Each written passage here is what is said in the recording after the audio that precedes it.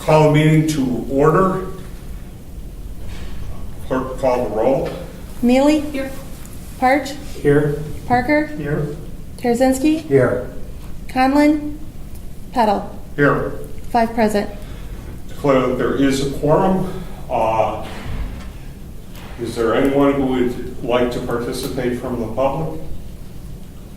Seeing none, we will move on to approval of the minutes.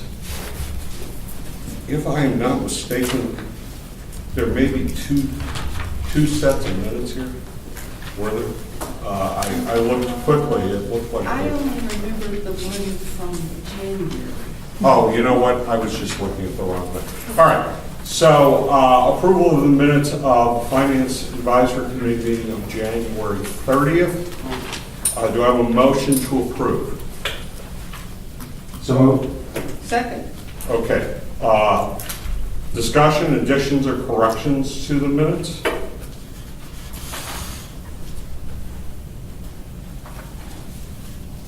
Hearing none. All those in favor say aye. Aye. Opposed? Abstentions? Okay. Unanimous.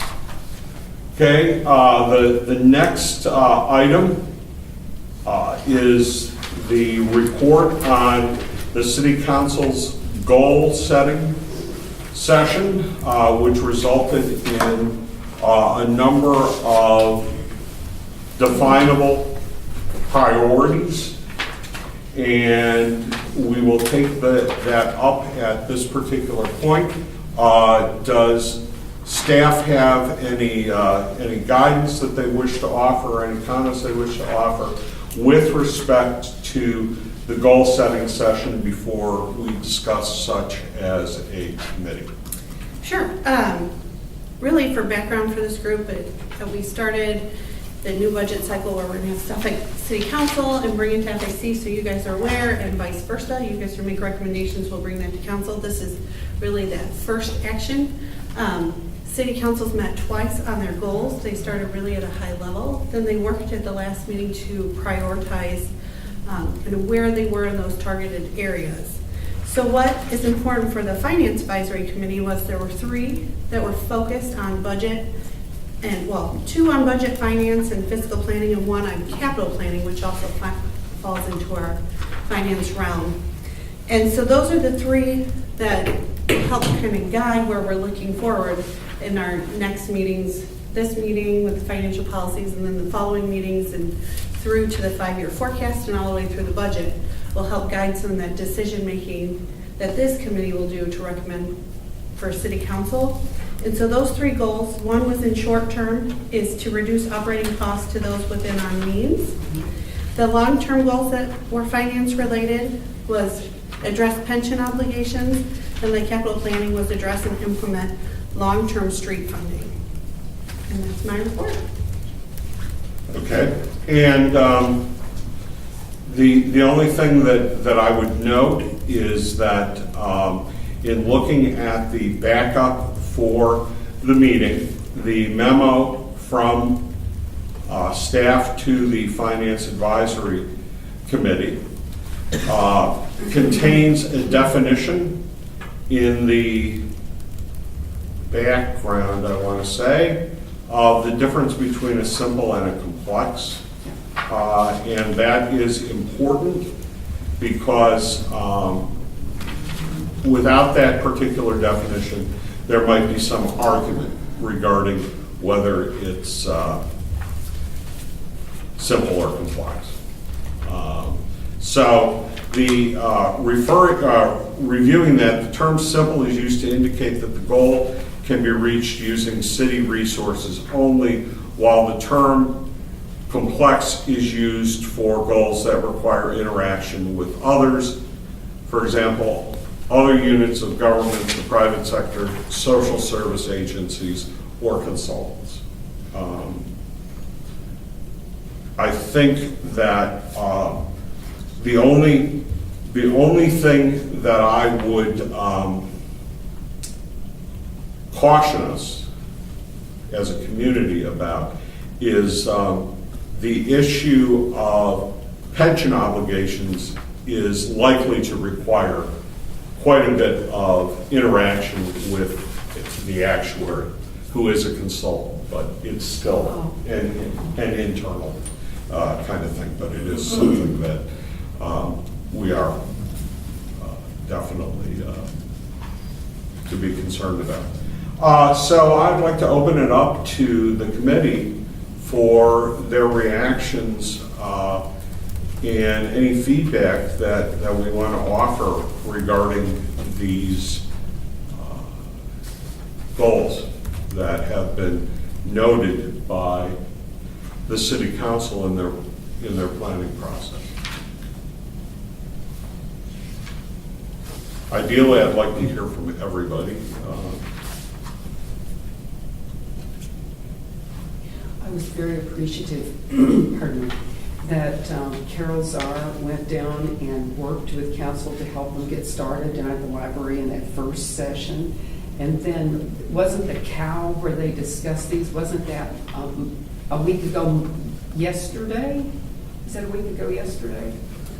Last week, wasn't it? Was that it? Yeah. February 20th. Yeah, there you go. My husband and I watched it on television. It looked like they did a really good job getting things tighter and understanding more and coming to an agreement among themselves about the priorities and how to approach them. It looked just extremely productive. Now, it's a great place to start. I certainly don't have any magic answers, but I'm just really happy they did this, and it looks like they got a fine start. And I can't find any fault with these three things that we would need to help with as we can. Okay, Ron? I would say I'm pleased with the goals, and also I went to look at the capital improvement areas, and I didn't hear actually which of the goals is the pension in the second goal?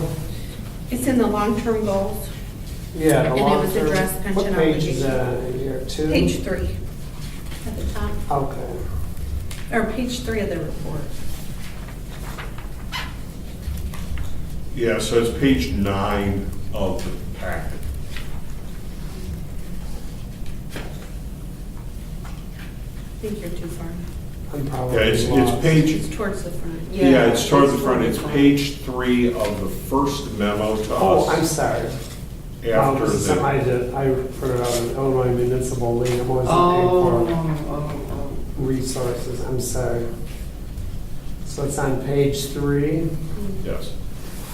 above the 5-year financial plan. No, this is page I'm looking 3 at of the minutes, aren't first, I? yeah, okay. Keep going. There you go. Here Now we page go. 3 of that. Okay. I do have a question. Residential growth, think outside the box. What are they referring to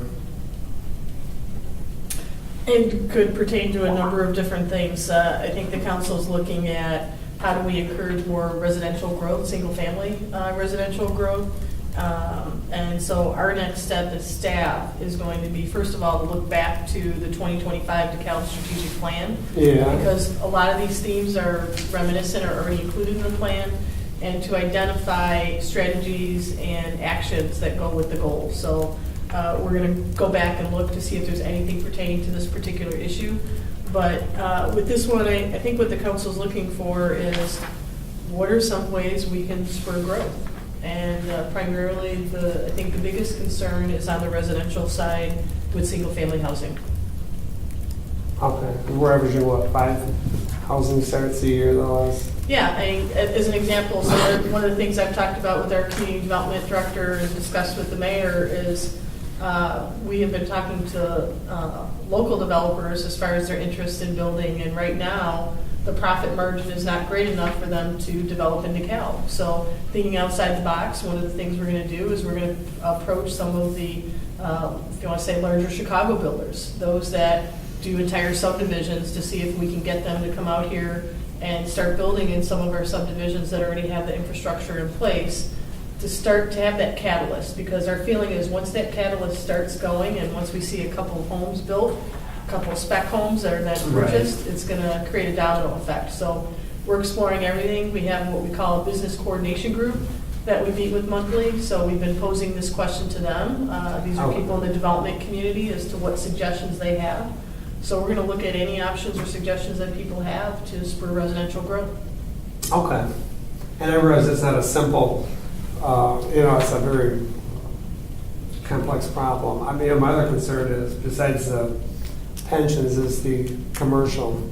It feels like, and this is my perception, I don't have facts in front of me, is we're going backwards. It's like Carson's is closing, so we're going to be back. I remember when I moved here in the 80s, you had Walmart, no, you had Kmart, you had Walmart then, and Radio Shack, and it just, and I know I'm simplifying it, but it seems like we're losing more and more now that you got Penny's in there empty, and Carson's is called, I don't want to say Bergner's. And there's nothing we can do about that because they're closing stores all over the states. I'm not realizing it's not DeKalb, but. Well, and you can in fact see that in the information that has been provided to us in backup. There's been a fairly significant drop in general merchandise sales, and the furniture, household, radio, and then apparel. Yeah, right. It's kind of flat. Now, see, some of the things though is a matter of how different stores are classified. For example, all of Walmart's sales pretty much go under the general merchandise category, with the exception perhaps of their food sales, because there's a different sales tax rate, so that they can tell that. But there's really just one classification for a store, even though they might sell multiple kinds of things. But a place like a Carson's, a place like a JCPenney's is going to be general merchandise. And the largest the largest apparel store in the world and in the country is Walmart. So you don't necessarily think of that as the apparel group. But anyway, I didn't mean to interrupt. Oh, no, that's fine. All right, thank you. Steve? Yeah, I guess, I think this is a great start in addressing some of the problems. I guess how they divide it between short-term and long-term. I consider residential growth more short-term than a long-term problem. I consider the public safety, the crime, more of a short-term and long-term, because I think they go hand in hand. I think that's one of the issues we have with residential growth, the perception. Sometimes perception is reality. People don't want to move out here because they don't think it's safe, whatever reason. That's an issue. Well, I think just responding from a factual standpoint, the definition of short-term was 12 months to 15 months to make, the major. Okay. So I thought we were talking about 5 year and 10. No, it's actually 12 to 15 months is what at least the original. 5 short-term and 10 long, 5 long-term. Well, Oh, that's the number of goals. Right. that's the number of goals, Okay. yeah. Okay. Well, So it's a function of can you complete it in 12 to 15 months? Probably not necessarily. That doesn't. I don't think that refers to the priority in terms of beginning to tackle. I mean, we can't wait to begin to tackle those particular issues. It just might take more than 12 to 15 months to make a serious dent such that we get the kind of reaction that we're all seeing. Yeah, I think it goes with what Ron said. Sales is, you need more people. Yes. Sales to grow. That's. And I think also, and this is one of those things that, I apologize for interjecting, but, there's always a controversy about whether rooftops follow retail or retail follows rooftops. And, generally, there's a belief that retail follows rooftops. I think- But that's for new growth in a new community. I think that as a city, we need to take what Ron said very seriously, that we've now got some vacant retail property that now the existing residents need to actually go elsewhere to meet some of their retail needs. And one of the things that I encourage people to look at, because I understand that there's stuffing of the ballot box, but the latest edition of the Northern Star included the best of DeKalb. And I encourage you to look at what the readers of the Northern Star were voting as the best of DeKalb in a lot of areas, because it tells you a little bit about the concentration of demand and where they're looking.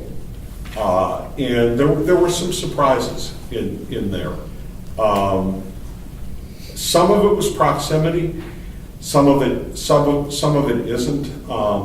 And I'm not going to give my opinion at this point, because probably most of you haven't seen that yet. But I encourage you to look at it, and look at especially the restaurants that they cite as the best, and the bars that they cite as the best.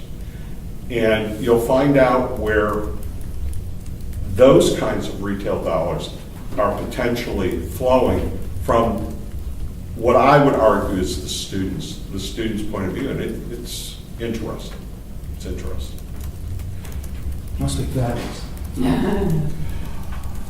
Well, I'll pull. I'll just pull one out. Okay. What is the best Asian restaurant in DeKalb? Asian. Bees. Taco Never been to one. Fushiami. Oh, yeah. Fushiami. Oh. So that it's a good place, but that's got to be a proximity issue. Best breakfast in DeKalb, the Junction, quite good. But if you took the Daily Chronicle ratings, you'll see a different set of businesses. Surprisingly, best grocery, Jewel Oscar. So anyway, it's that's just a more at 11 kind of thing. May I follow up on something you said, Steve, about the crime rate? That I realized that one story is not data, it's just a story. However, in the last few months, a couple who had lived in Aurora, who were empty nesters now, moved out in our neighborhood one block down, and they just love the place. They think it is great. They like our little neighborhood. They think the crime is low. So some of it can be the perspective of the individuals who might want to move out here. And I realize that one data point is not data, I know, but it could be that there is a market segment out there that we could appeal to. Could be very true. Well, Depends on where people are coming from. and it also goes the other way when you listen to the testimony from the police, that other people whose intentions are not quite so good have found that, hey, there's an opportunity here because the crime is a little bit less. So, but you're right. I mean, it's all a matter of frame of reference. There you and go. perspective. Yeah. Hi. Hi, How are you? talking You're welcome. Your ears burning? You might as well keep talking because everybody else does too. Oh, gee, Howard just walked in camera. Hi there. Here you go. Everything okay? Yes, all good. Thank Have a you. good meeting. Thank you, Chief. Now, I did hear a very disturbing, I don't want to say a story, and I'm sure the city's probably aware of this, there's 100 properties. Oh, yeah. And what I heard was that they have a lot of property in the Chicago area along industrial areas, and they want to demo these apartment complexes.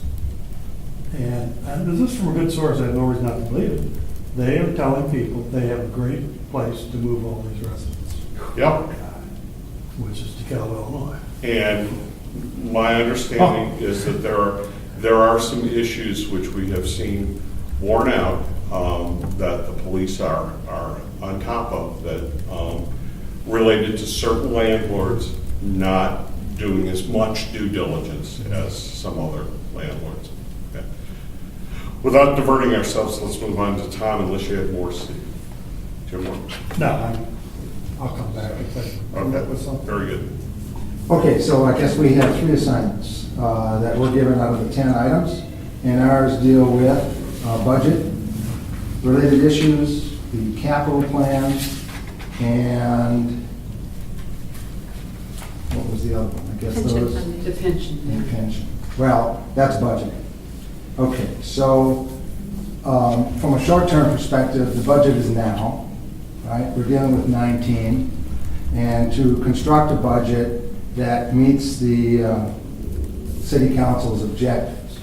They say it's operating costs to those within our means. I watched the last goal-setting discussion, and there was a lot of discussion about, fixing the tax rates and dealing with our means being what we have, sort of approach to this. So that, I think, is something that's going to come up right away. And the other issue about capital planning is listed as simple in that we do it ourselves, but without a revenue source. So, the fixing of tax rates, unless we can identify in our 5-year plan, looking at our comparable communities, where additional revenues can come from, that's going to be a real difficult task, obviously, to give staff a very specific set of recommendations. And then you have the evaluate city structure and organization. It's simple, but it's under long-term. But I don't know how you can segregate staffing from budgeting. So that'd be just one thought about that, is that those are likely to come together when we talk about how are we going to budget and meet the objective of living within your means as a primary objective for our community. So for us to develop goals around these 3 things to send back, I guess they're looking for our feedback relative to these 3 items. And, we spent a substantial amount of time talking about all of this just 3 months ago in November when we left the budget. I think those are obviously very important. I think that it fits well with our committee, and as far as taking action on them and getting something done, I would hope we'd be doing that in the June-July timeframe, so that the budget can really be hashed out regarding meeting these objectives. Of course, the revenue streams have been tight, and I don't know that they've changed unless there's some feedback, which we should get in our financial forecast here in May and June. But I see this all coming ahead very quickly for our primary objectives. I think the capital planning piece, we've seen the requirements, we've seen, the city staff's outline of what's necessary, and it's going to come back around as to how we get that revenue. So I'm fine with the goals. I think they're much the same for our part of the story. I think so as well. I think there are some difficult decisions that will need to be made. I also think that we need to dream but not hallucinate. Yeah. And, the bottom line is that, at bare minimum, with respect to pension obligations, We need to come up with a realistic approach that, as a community, we're making progress on paying down that pension liability rather than kicking that particular issue down the road. And there are some tough decisions that are going to have to be made by that. And that right now is a growing liability as opposed to one that we as a community or communities that are comparable to us have had, have not necessarily gotten control of. And, you know, how you do that is important. I will say that it is my opinion, and my opinion alone, that you should not let the pension obligations dictate what you do with city operations. There should be some separability with respect to those decisions. You should not be driven, from my perspective, into decisions about your city's operations because there has been a failure to adequately finance those pensions. Let's find a way to adequately finance those pensions. And right now, for the most part, and I underline for the most part, we have, in terms of finances, separated out the financing of the pensions from the operating costs, because pretty much the property tax is being devoted to pensions. And the other revenue sources are being used primarily for operations. So it's not a huge shift. It is a shift in terms of how you deal with the property tax levy, which you raised. And that will be one of the difficult discussions and decisions. Yeah, and I know we're going to talk about our plan, in the next item, the 5-year financial plan. And I think our forecast and how we deal with this upcoming thing is going to be critical, because I think we left our budget with about $1.4 million, $1.5 million deficit in year 5. So to live within your means, if they've got a goal of setting that to 0 as an objective and working toward that objective would be something we want to get a handle on. To help with this item, and I hope this is not it should be, in my view, a fairly easy task. To get a 5 or 6 year forecast of our pension obligations from our actuary is something I would hope they would provide us before, our May meeting, as an example. I would, and I know they're going to look at me and tell me I'm crazy, and I'm going to tell them, make the assumption that all of your assumptions are exactly correct. Whatever those assumptions are, so we don't have to debate them, assume that those are exactly correct, and give us a 5-year projection based on everything that we know going forward for 5 years. So are you? The current staff, the current wage structure, the current ages, the current retirement assumptions, the current death assumptions, all the assumptions that they have to do. If we assume that those are absolutely correct, they should be able to roll a model out of what the obligations are 5 years forward. I don't know if it's 7% per year, or 10%, or 20%. Would the one that Chair Pettles asked for address that? Well, that's what I'm wondering.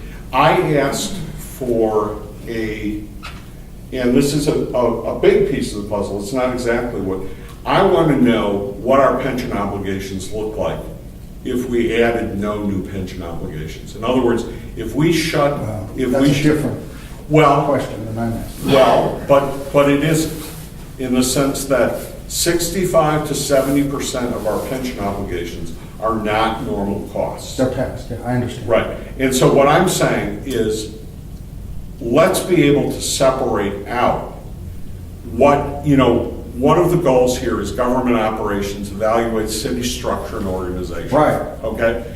That's going to only affect the normal cost of the pensions. Yes, Because if you make a change, that'll affect the normal cost of the Right. pensions, which is a piece, albeit a A third. significant piece. But I had asked, I would like to know if independent of what we're doing now, what kind of hole have we dug ourselves into with respect to It's that past. the pensions? The So, past of it. so it's one of the numbers that we need. but could we get an agreement to ask that question? I don't want to spend $5,000 on their behalf to get that answer to that, but I would think they could easily supply what that is. $1,000 per fund. So it'd be $2,000 for us to get it. from To ask the them. question? And I do not have that budgeted currently in the Yeah. finance department budget. Now, can we ask that it be included in their regular annual report? So I asked multiple ways, and the answer is $1,000 per Per fund. No per matter what. fund. To give you But I will forecasts. go back and I'll ask her again, because I've been going back and forth with her on this. Are they the only people that do this? Well, it'll probably cost more to go to a different To actuary switch, because the yeah. assumptions are different, Right. what one actuary does versus another, and how that works. So Well, I will That's ask a not, different way. that's not an exorbitant cost. I understand that we don't have it in the budget. I mean, I understand that we're looking at things that are hundreds of dollars right now as means Well- of cutting things. But if we can save in the planning process by having the best information possible, that may be something that we encourage the city council. We have a 5-year forecast now. What's in that Yeah. number? What's the pension number based on? Going forward? It was written on the assumptions on the back, and I think it was about a 7 or 8% growth Is that each from year. them? I did it based on, in the actuary report, there was like historical trends. So I used historical stuff. She for did it, report, not the- But I Okay. did not, right, not the actuary. How much Okay. did it only cost us $1,000 for you to do it? Yeah. Now, I could get the example on one pension fund. I mean, so that would be half the cost, but I will go back and talk to them and see if there's some other Well, way. That we you can probe this a number of ways, but tell them what your assumption is and ask them if it's reasonable or what they might estimate to be just off What's the going cuff. back and spending $1,000, having them redo it, gonna do for us that what we have doesn't do for us? We don't know what that number is. I mean, our pension So we're obligations have We're grown. totally clueless. Yeah, pretty much, in my opinion. Oh, I don't think. The last numbers to this numbers Because it have feels grown like by nobody's getting 200,000 or stuck down 300,000. on getting Yeah. more forecasts and more actuary. Am I not correct that last year was their first report? For Foster and Foster, yes, I think that was the first. Right, so I think they did not produce a complete actuarial report from the perspective of being able to do their own actuarial work. You know how we had the discussion about the assumptions, et cetera. I would like to see what they produce now that they've had a full year to develop their report. And that should move forward. Let me just go back and look. When did they come? They came in July, didn't they? Last year? Sounds about right. Does that sound about right? No, she came September, like That was in the 21st. fall, yeah. All right, well, Because I was let here me for just, it. all right, let me just look back and see if I can pull up the report and see what was in it. There's one, let's see if this is the one. There's one for October 5th. No, it was the first meeting I was at, which I think is September Okay, 21st. let me see if I can find it. There's 813. Oh, I see it, never mind. I see asset management plan. There's August. This is August, It wouldn't have been now because I would. right? Yeah. All right, so FAC, that's 1028. I do see.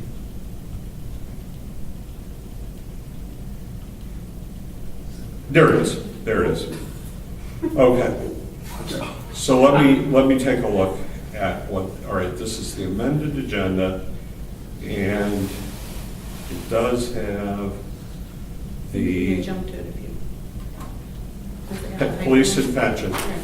Okay, so it's item number 5. Like 500 grand a year is what's in here at 7%. Okay. Oh, foster. I think it's 7 or Right. 8%. But I used off of historical stuff in there. All right, so new assumption, old assumption, new assumption. I agree with you, you would think nothing changes. Yeah, we hit a button. Exactly right. Okay, I didn't think I'll hit you in the face with this. That's how. okay, so here it is. Schedule illustrating the amortization of the total unfunded actuarial accrued liability. 2017, it's 32,826. This year, 33,291, so it went up. Then goes up again in 2019, 33,700,000. So that would, 2025, 34,484, so it keeps growing. and it's growing at a faster rate. But then in 2030, it starts dropping to 31,568. In 2036, 20,277,508, and then 2041, it drops to 0. So that's also based on the 7.5% assumption in this report. Right. Correct. So that part in their report will have, but I was thinking you wanted more detailed report, and I had asked already to kind of go through it in a little bit more detail than those numbers. But as part of the report, we will have those updated numbers with the change in the percentage to the 7% investment return. Yeah. that's So we gonna will change get the game. updated. All right, and they have the projection of benefit payments. Those are year by year, all the way from 2017 out to 2044. So we have that. I'm not saying these are substitutes for what you're asking for. I'm just telling you Yeah. what we have. Because the question is, what do we need to fund? It has the percentage who are terminating during the year, the percent that become disabled during the year.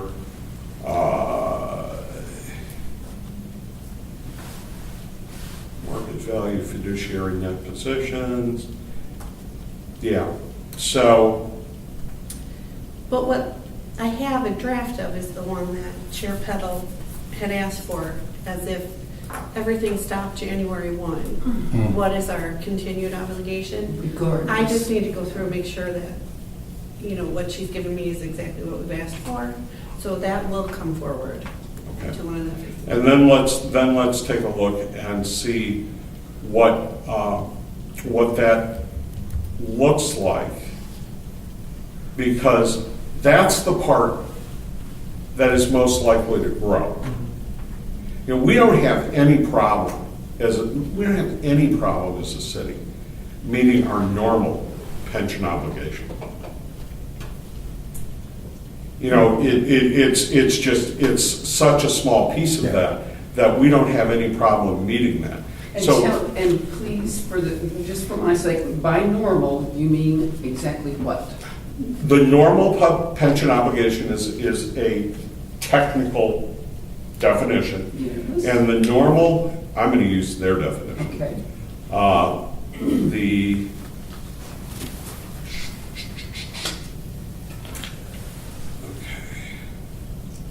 The normal cost is the current year's cost for benefits yet to be funded. Okay. So it is the cost of funding the pension benefit for the benefits that were accrued during the fiscal year in question. Current So it's the current Got it. liability. Got it. So the total required contribution is equal to the normal cost plus an amount that is sufficient to amortize the unfunded accrued liability over a period ending in 2041. The required amount is adjusted for interest according to the timing of contributions during the year. So I'm just going to look at the police.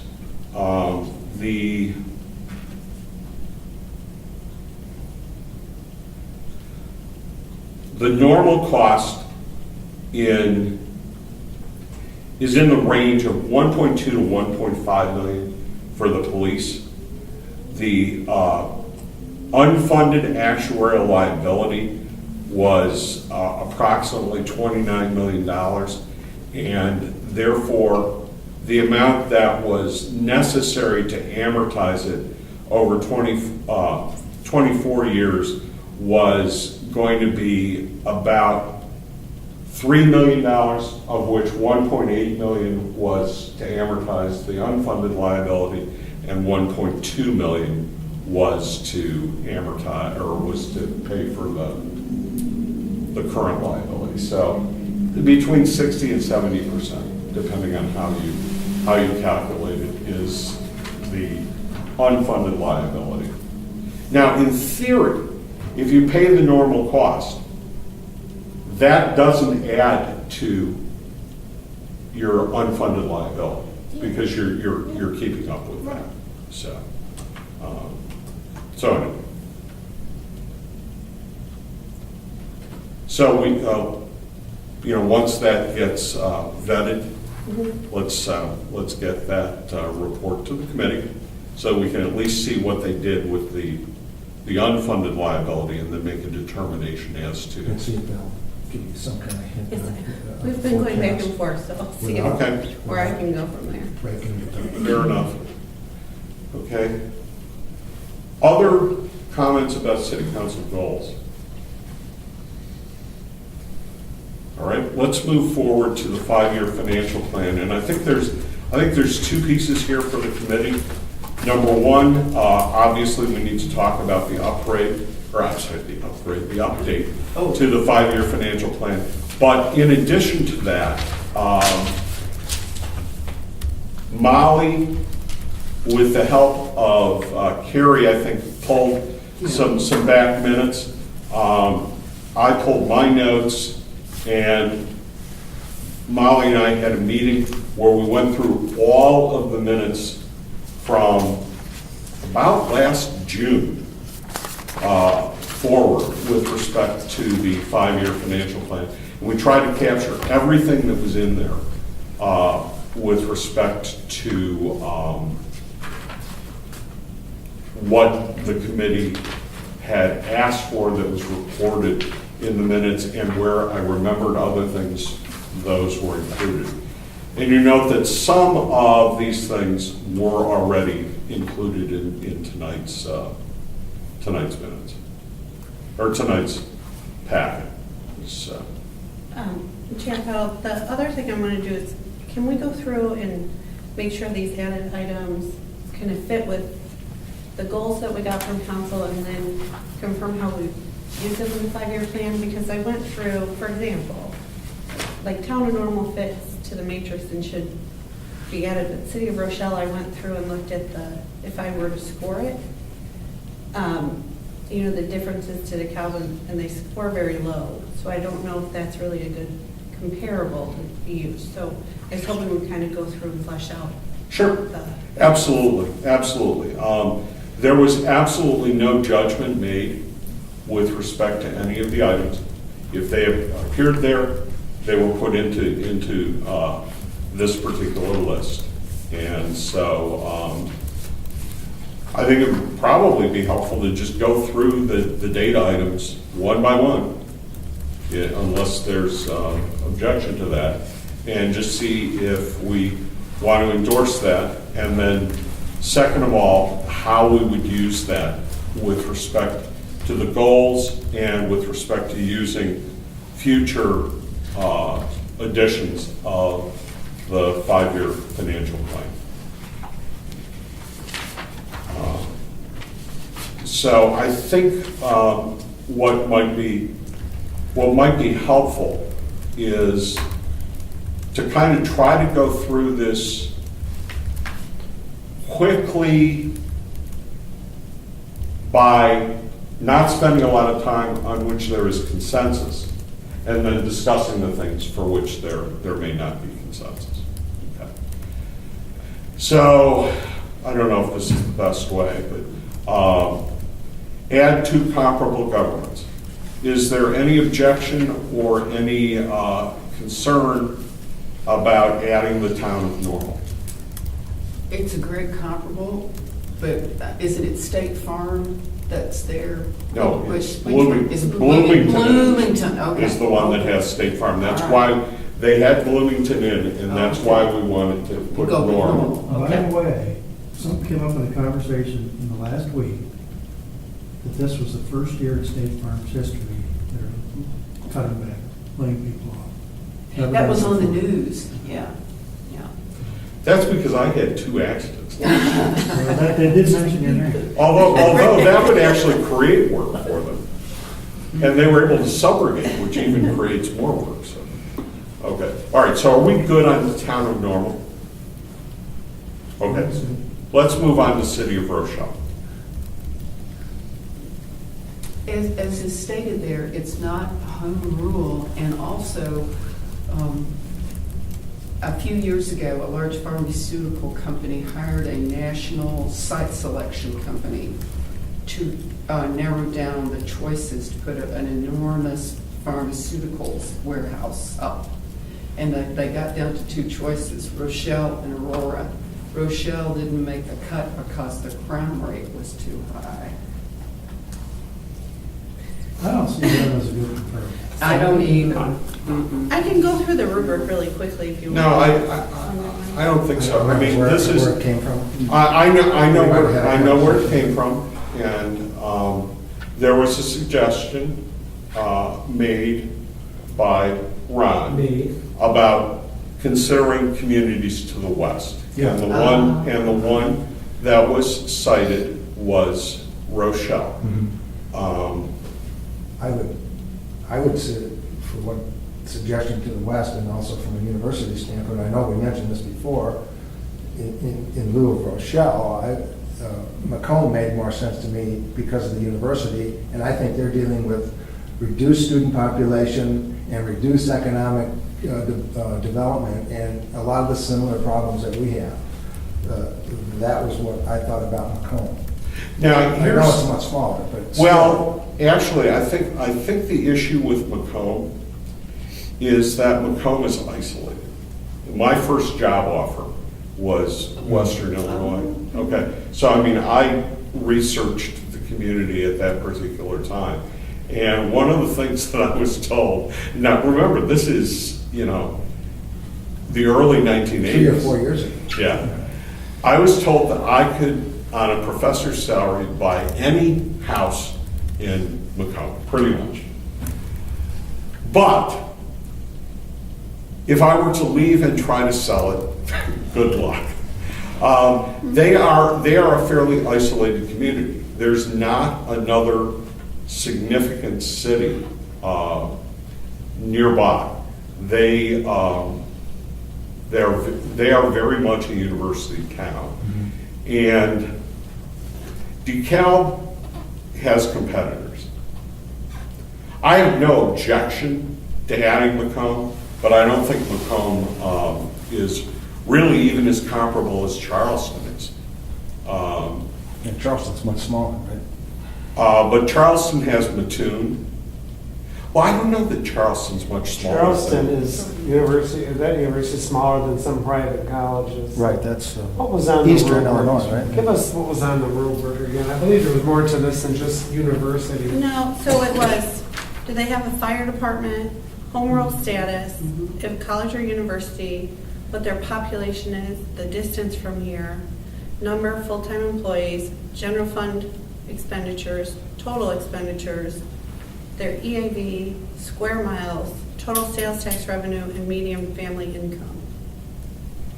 So just to see where Rochelle was, I went through and Right. tested it. Right.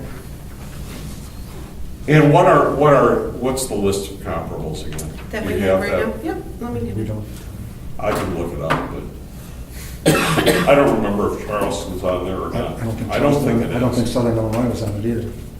Right? That's really starting to stretch because they're even in a different metro area. Yeah. Macomb would probably be better than that one. I'm just But interested do we in. need? We could, Well, I guess maybe when we're done with this, I'd like to talk about what each of our goals is and what each of us individually thinks, what we're trying to get out of doing this analysis. Of the comparable cities? Well, that and this whole 5-year financial plan. We're trying to do a strategic plan that's going to incorporate these things, and the comparables are there for a purpose. that's who made the list. So we have Carpentersville, Hanover Park, Romeoville, Crystal Lake, Streamwood, Wheaton, Rolling Meadows, Batavia, Elk No, Grove that's Village. not the complete list. That's- This is the municipal list, and then you have the Okay. college list, How many? Yeah, they're all which to these. were Champaign, Bloomington, Urbana, and Charleston. Oh, Okay. Charleston isn't. Yeah, And I Macomb. thought I was. But there were numerous kind of data points on the Charleston one that I think were flagged, and then they weren't included on some of them. Mhm. Because they do have some abnormalities, that, because they're smaller, like, we didn't have the sales taxes and rates, and I'm not sure exactly why. And Macomb actually, his population is smaller than Charleston. So, 12. Charleston's 21 and Macomb's 18,000. Okay. All right, so I'm hearing not a lot of support for people who are shut.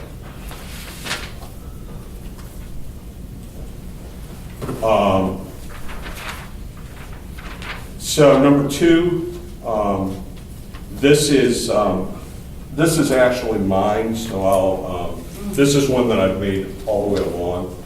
And that is that in an effort to not reinvent the wheel, there's a lot of 10-year comparisons that are in the comprehensive annual financial report. And the suggestion that I was making was that the 5-year financial plan should pull together information, even if it's published in other places, that the city has that allows the budget and the finances to be put into context. And so an example is something that was contained in A, your top 10 employers, your taxable sales by category, and direct and overlapping sales tax rates, your top 10 property tax payers, which I think Is is in what this. was included. I'm not sure we have the top 10 employers. We got the sales tax. though. Right, we got the property. Property tax, excuse me, property tax, yeah. And then we have the overlapping, Oh, here, Yeah, we have that taxpayers. too. I wrote it wrong. those are the principal. Yeah, taxpayers. Yeah. Right. And so that's changed over time, which is really interesting. If you look for the 10 years, which in this particular case, that may be sufficient rather than having to do it every year. You can see that there's been a structural change over the last 10 years in terms of who's paying the property tax. Frankly, I'm a little surprised that there's 2 apartment complexes on there. 3, Well, actually, I shouldn't say 4. Apartment complexes. I should say apartment, like Mason is Yeah. multiple sites. Right. University Village is actually pretty much one site. And actually, those two flip-flopped in the 10 years, between third and seventh ranking. Oh, I don't know who Dream Fund is.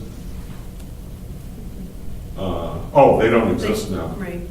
Okay, And then- JLIO. We got Nestle was added.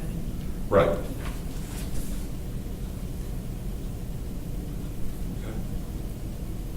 Useful information, this sort of thing? Mhm. We, I think it is, yeah. And one of the things, When we say that, are we looking to compare that to anything, or are we just looking at a 10-year trend for us?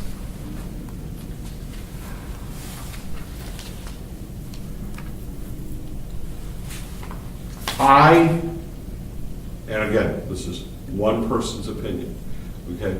I was looking at a 10-year trend for us. Because, and the reason why I say that is it goes to the goal with respect to residential, and it goes to the goal of economic development.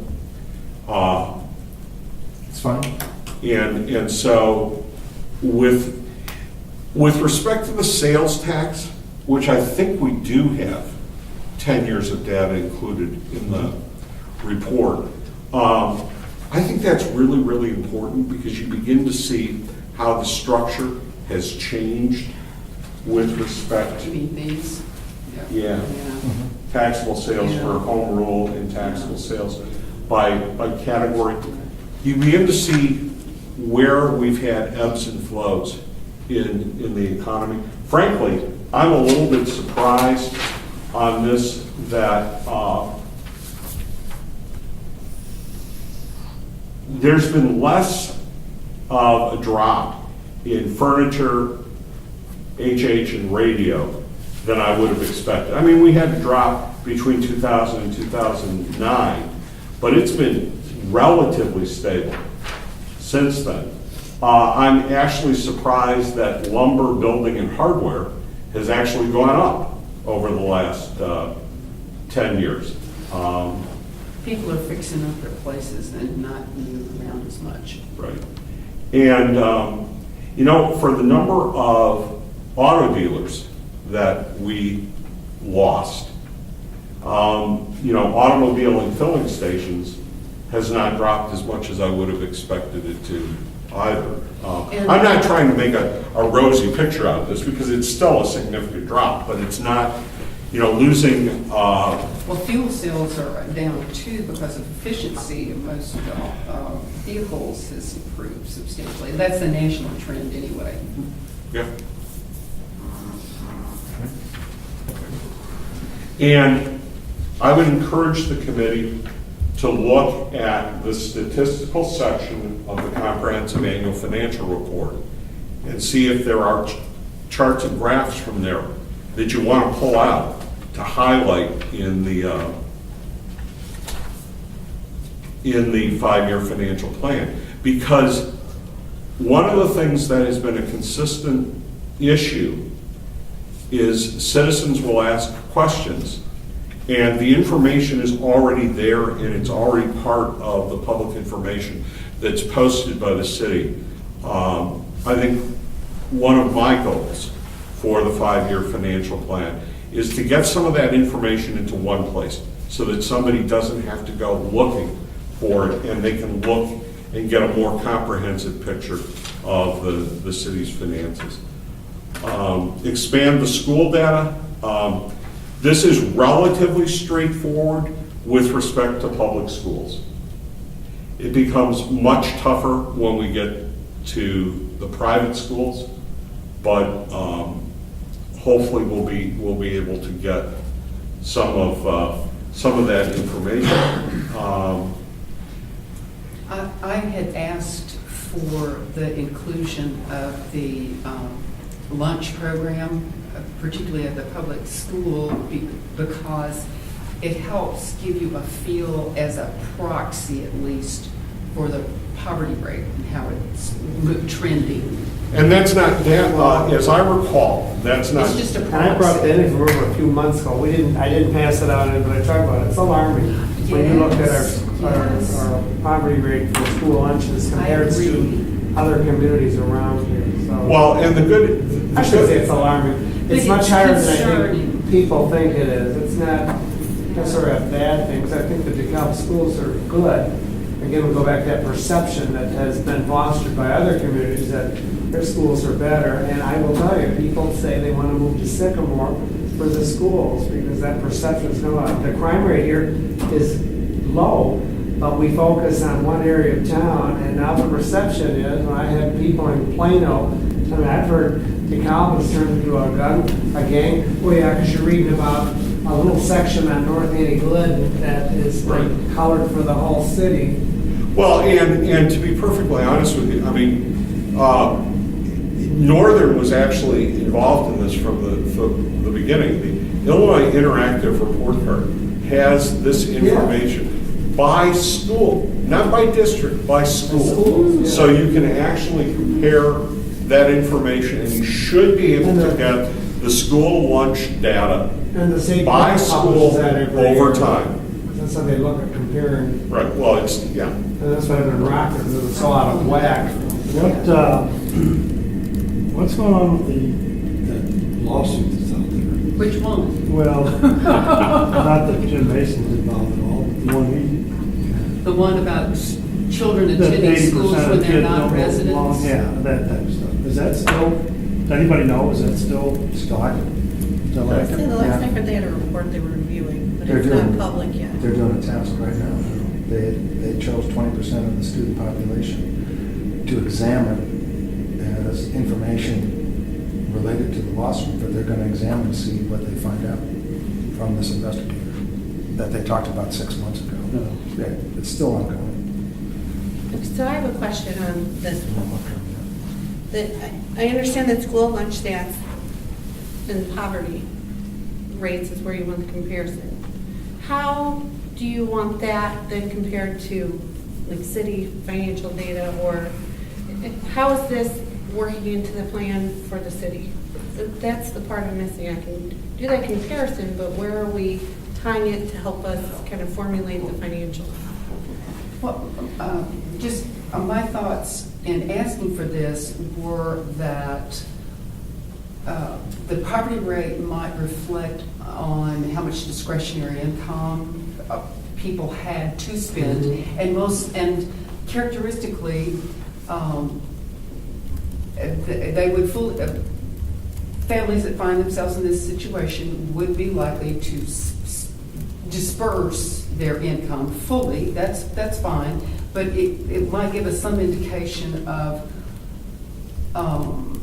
spending patterns. I'm sorry, I know I'm going around in a circle. How much discretionary income there was, and also on the other side of it, it might give us indication of service demand that would be expected of the community to help serve these families. So it's both sides of the equation. Well, the one thing that I'm concerned about is that I know factually that there's a meaningful number, and I'll just use that term. There's a meaningful number of students in the schools that are attributable to students attending NIU. Okay. And so I view that as a different population than the overall demographics of the community. And it can be hard to separate that out. If we can't separate it out, we've just got to treat it as a population that has to be served. I may be incorrect, but one thing that drew my attention to this was, I'll have to go back and check. I may have to say or stand corrected the next time I see you. But I believe within the last few years there was a significant uptick, because we've had students, NIU students with children for a long, long, long, long time. That, actually, one of the things, and I don't remember how long it's been, Lynn, but one of the things that actually changed was, we used to have on Annie Glidden Road, we used to have family housing. Yeah, I remember Mary Student Housing was over there. We're just But north of Lucinda. now over by the Convocation Center, they built housing that a lot of the students with children are in. Yes, So yes. it's become a more attractive and more supportive environment to provide living opportunities for those students. Now, I mean, we can look at, and that's been there for a while. I mean, probably Yes, 10 or at 15 years, least, at something like least. that. Yeah. But what we need to do is, we do, all right, let's go back for a second to answer Molly's question and see if you agree with this. The school lunch stats and this enrollment breakdown, there's two reasons why I think it's important. Number one, I think that it's one way to get a hold on an annual basis of potential changes in demographics Yes. in the community. And second of all, if you look at it over time, and don't isolate 1 year, one school, it's going to also tell us if there's anything that somebody who is a aggressive seeker of information about a community, whether they're going to see anything in that interactive report card that is going to justify not choosing DeKalb as a destination for their residents. And That's one reason the couple down the street was significant to me, because they were coming from Aurora and they were empty nesters. Their children were already grown and out of the house, so they weren't worried about the school system. okay. I think it's very significant, and the comparative data is to your ability to grow the community. I've said this numerous times, but from the standpoint of those who are going to build that $250,000 house, they're not empty nesters. They're people with kids, or, you know, be it professors or assistant professors or whatever. They're looking at the school system Yep. and the results of that school system. And if they see the poverty rate going from 10% 10 years ago to 60% today, and they see the report card result going south, Right. it's problematic. And, you know, to change that is obviously not our committee's job, but to recognize it from a spending and cost standpoint and a median income standpoint, it's impacting Yeah. residential values, why your sales taxes are going down, you know, all of the outcomes associated with income drop. And that's why I'm interested in median income. I know we're going to come to that. But I think this is a proxy for a lot of things.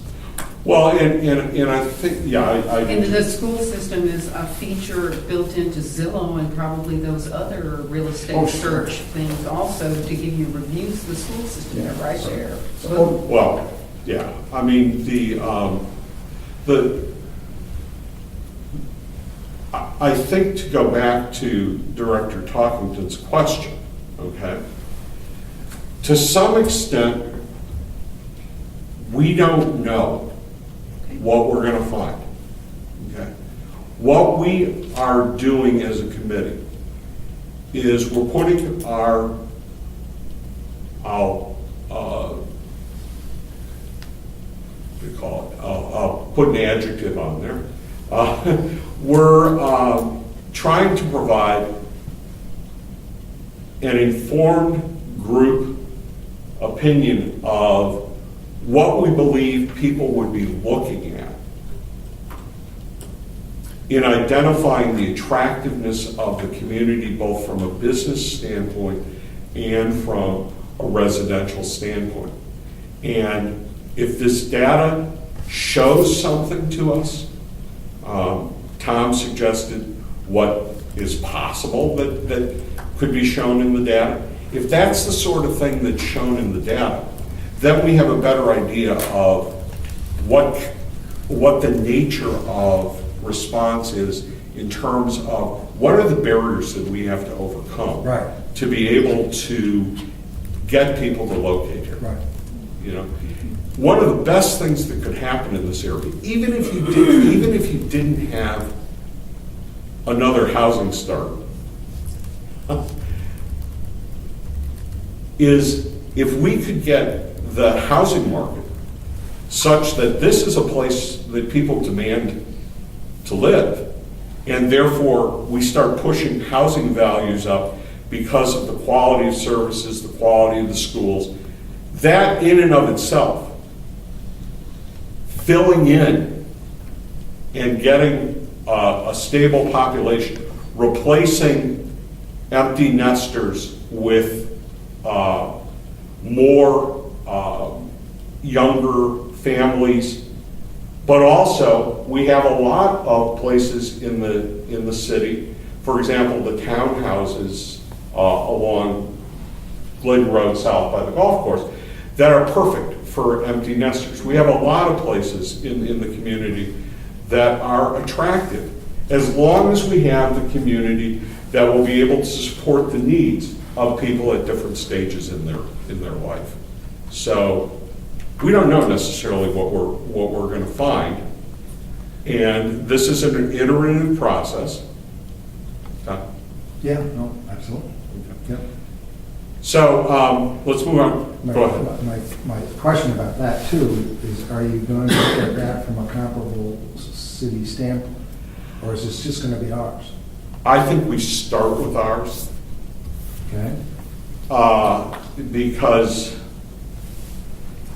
I know it's public data readily available. comparables can become difficult. But if we don't find a trend that's going to be helpful in terms of self-assessment,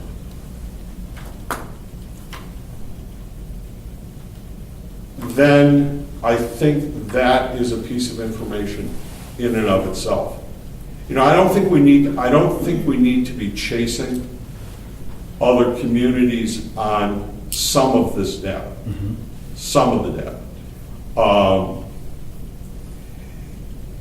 And I'm specifically talking about the school data. The other data you may be able to chase in terms of sales tax data. That's one that you may be able to take a look. I believe the percentage of students participating in school lunch programs is widely available nationwide. Oh, I'm not questioning about whether it's Available. widely available. Okay. We can do that. The question is, what's going to be the unit of analysis? And that's not a trivial question. I mean, I think that school to school comparisons are going to be very, very difficult. Oh, I was agree just with that hoping one. for the district. I'm just saying, I'm just saying, and Or 28. but when you have a large district, and I'll give you an example from the district that I grew up in, Community Unit School District 300. If you look at the district-wide data, it's going to hide a lot. It's going to hide a lot of the stuff that we would be interested in, because it's one of the larger geographic large school districts in the state, in that it goes from Lake in the Hills south to part of Elgin, and then it goes west all the way to Hampshire, and it includes NIU Hoffman Estates. And so when you consider that there are people going to the Barrington schools that are adjacent to that, you've got Carpentersville, which there are minority schools in Carpentersville. You've got schools that I'll bet you are very, very high percentage, overwhelmingly high percentage, that are going to be for school lunch eligibility. And then you've got places that probably have a very, very low. And so we would just need to talk through it as a committee as to, again, Director Talkington's question, what do we need to be able to make policy decisions for the city? And if that requires looking at some of these school districts on a comparable basis, that number is pretty easily available. And the other thing that we have to realize is that there is some upfront cost to doing this, except for stuff that comes straight from the CAF. Stuff from the CAFR, you can drop a year and add a year. But if we were to do school districts and we were to do them over time, even with 2 time points, you're going to have to build that data set first and then iterate it each year. So there will be some upfront cost that will be larger than updated. So we just need to be cautious about how we do that, but no decisions made. And that is kind of the secondary point that I have, is we have a very heavy workload, especially going down a position in our department this year. So the approach of looking at one, seeing if there's an analysis there to go forward versus starting with all the communities is very helpful for us to be able to kind of build that into our workload this year too. crime statistics and show the impact on economic, go ahead. Can you, St. Mary's School wasn't discussed. I looked at theirs, they do Iowa testing, they weren't really with. Oh, you're not, all you're gonna get is enrollments. Yeah. That's, Yeah. if you can get enrollments, that would be absolutely great. And my hope is that we would be able to get numbers for the entire area for the Catholic schools from the diocese. I hope.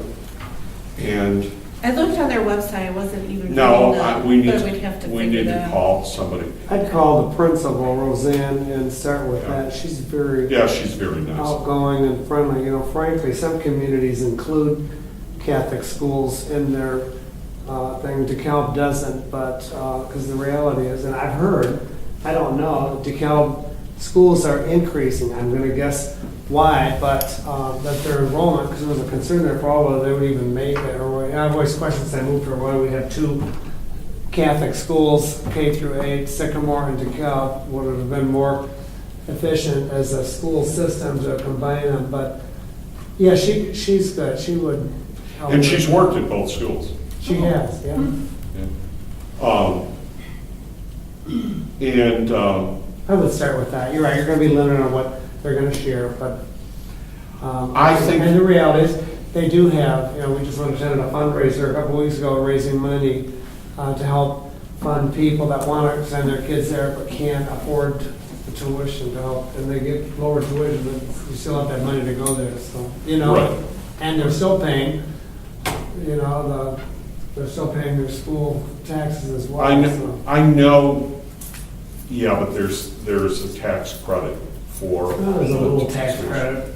It's- not, no.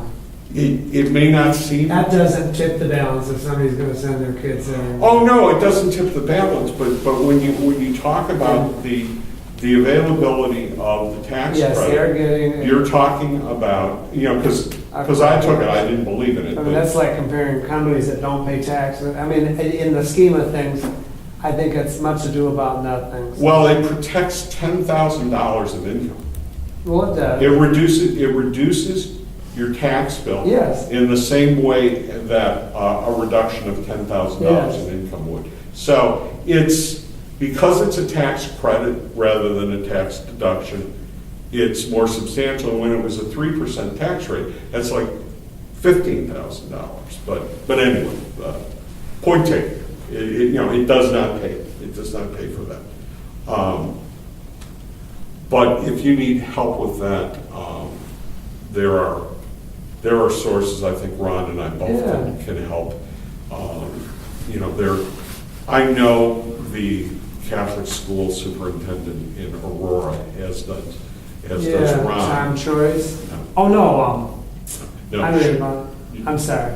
but we know that Yes. the Catholic school superintendent there, who may be able to run some interference with the diocese to get some of the numbers for, he also is somebody who has familiarity with DeKalb. So anyway. Yeah. So Crime statistics and impact on factors such as housing. You know, I think we start with the annual police report and any recent studies. This is something that we need to be mindful of, but the amount of primary research that we need to do is going to be probably limited. But, you know, we can certainly get the FBI reports. Those are widely published, so we can Yeah, get. they publish an annual report here, Yeah, so I'm we- sure he's got the 10-year statistics. Sure. No, but I mean, Major but minor crime. comparables. Yeah, well, they should all be coming, right? I think that's required. Well, right, no, that's my point. You may have to go to these communities' reports, but it should be out there, and it's got to be publicly accessible. Tracking the current home value over time. My only caution here is that we use multiple sources, because none of them are without fault. And, you know, Zillow's one opinion, Redfin's another opinion. The DeKalb area Yeah, you council. get real estate, yeah, that would be my first pick, is they can probably pull all that data, you know what I mean? But see, the issue is that the only data you get that's useful from the real estate community or the county is from sales. And we're in, Assessor's office, is that what you're talking about? no, No. I'm actually talking about the county clerk, Okay, where sales get recorded. okay. Well, they used to track real estate values, they know, and they could tell you what a two-bedroom, one-bath home, two-bedroom, you know, I mean, they could break it down like that. Well, they do, but the question is, what's the source of your data? Well, isn't that your best data? No. Houses are selling for. I mean, that's the value of the houses. In my neighborhood, and I ran into this when I refinanced my mortgage, the houses do not go up for sale, for the most part. And the comparables that the appraiser was using were not comparables, because they're now required to use appraisers from outside the community. And if you don't have turnover of comparable houses, then, you know, a four-bedroom's not a four-bedroom in DeKalb. You know, a four-bedroom in one neighborhood is going to be different than a four-bedroom in another neighborhood, even if they're the same age. You know, the four-bedroom in, oh gosh, I always forget the names of the subdivisions, and I apologize for that. Oh, a four-bedroom in the Knolls is going to be different from a four-bedroom in Devonair Farms, even though they're adjacent to one another. They aren't necessarily fully comparable, and so. Yeah, they shouldn't be using homes comparable between those two. But I mean, a good appraiser won't do that. We in an did our active- home equity loan in Brat Park, and they picked 3 comparable homes in Brat Park when we were getting our home equity, because they had to chase that. I thought it was very accurate. What struck me, this was last year, maybe 16, is the home values. And we knew they'd gone down, but I've never had somebody down. We've done this from time to time because we're friends with our realtor, and I didn't realize they were still so much below what they had been in 2008. You know, Well, they are. They're still 20 to 25%. But you're right. There's always variables. Is it a 1-car garage, 2-car garage, they have a swim, you know what I mean? But Well, and to be basement, perfect, unfinished. to be perfectly honest with you, I mean, the more sources that you use, you know, I mean, Steve, you're right. That may be the best data that you have. But then when you have other people looking at the market as a whole, when you put Zillow together, the Chicago Tribune used to have a website. Then there's also a professional real estate proprietary database that doesn't just use the multiple listing service. Because, you know, it used to be MLS data was about the best that you could possibly get. But now, with so many people selling outside the MLS, that isn't necessarily capturing things. And the big thing that you don't know, I just actually I was looking at a home because I was looking for something else on the web, and I was searching by name, and it was somebody who was related to me, distantly, okay? But anyway, I looked in there, and this house the assessment was appealed every year. It was in Lake County. It was assessed, and they would come to an agreement that the house was worth about $2.7 million. The recorded transaction price on the house, the last recorded transaction price on the house it was sold for $5. Well, we all know that wasn't an arm's length transaction. Something else was going on there. But the public records will show it as a $5 transaction. There was a house a block from me that sold for $110,000. But the costs of bringing it up to occupancy standards, and my subdivision is only 20 years old, okay? The cost of bringing it up to occupancy, because I know the owners, was about $80,000. So the true cost of that was $200 and some $1,000. And what we've had trouble with respect to appraisal is the fact that you cannot, and there's an argument about this, you can't just blindly count the transaction cost in a foreclosure auction as the value of the house. And, because that is not an arm's length transaction between a willing buyer and a willing seller.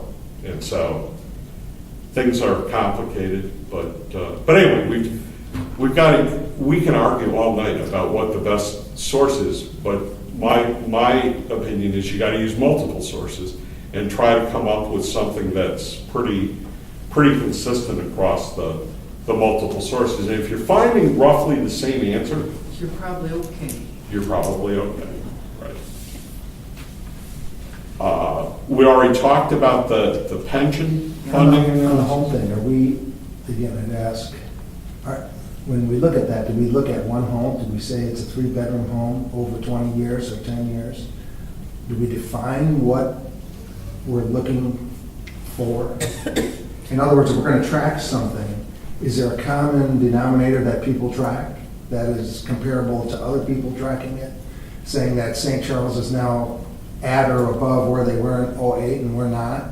Or Sycamore is 20% ahead of us? Have you looked, this is not a confrontational question.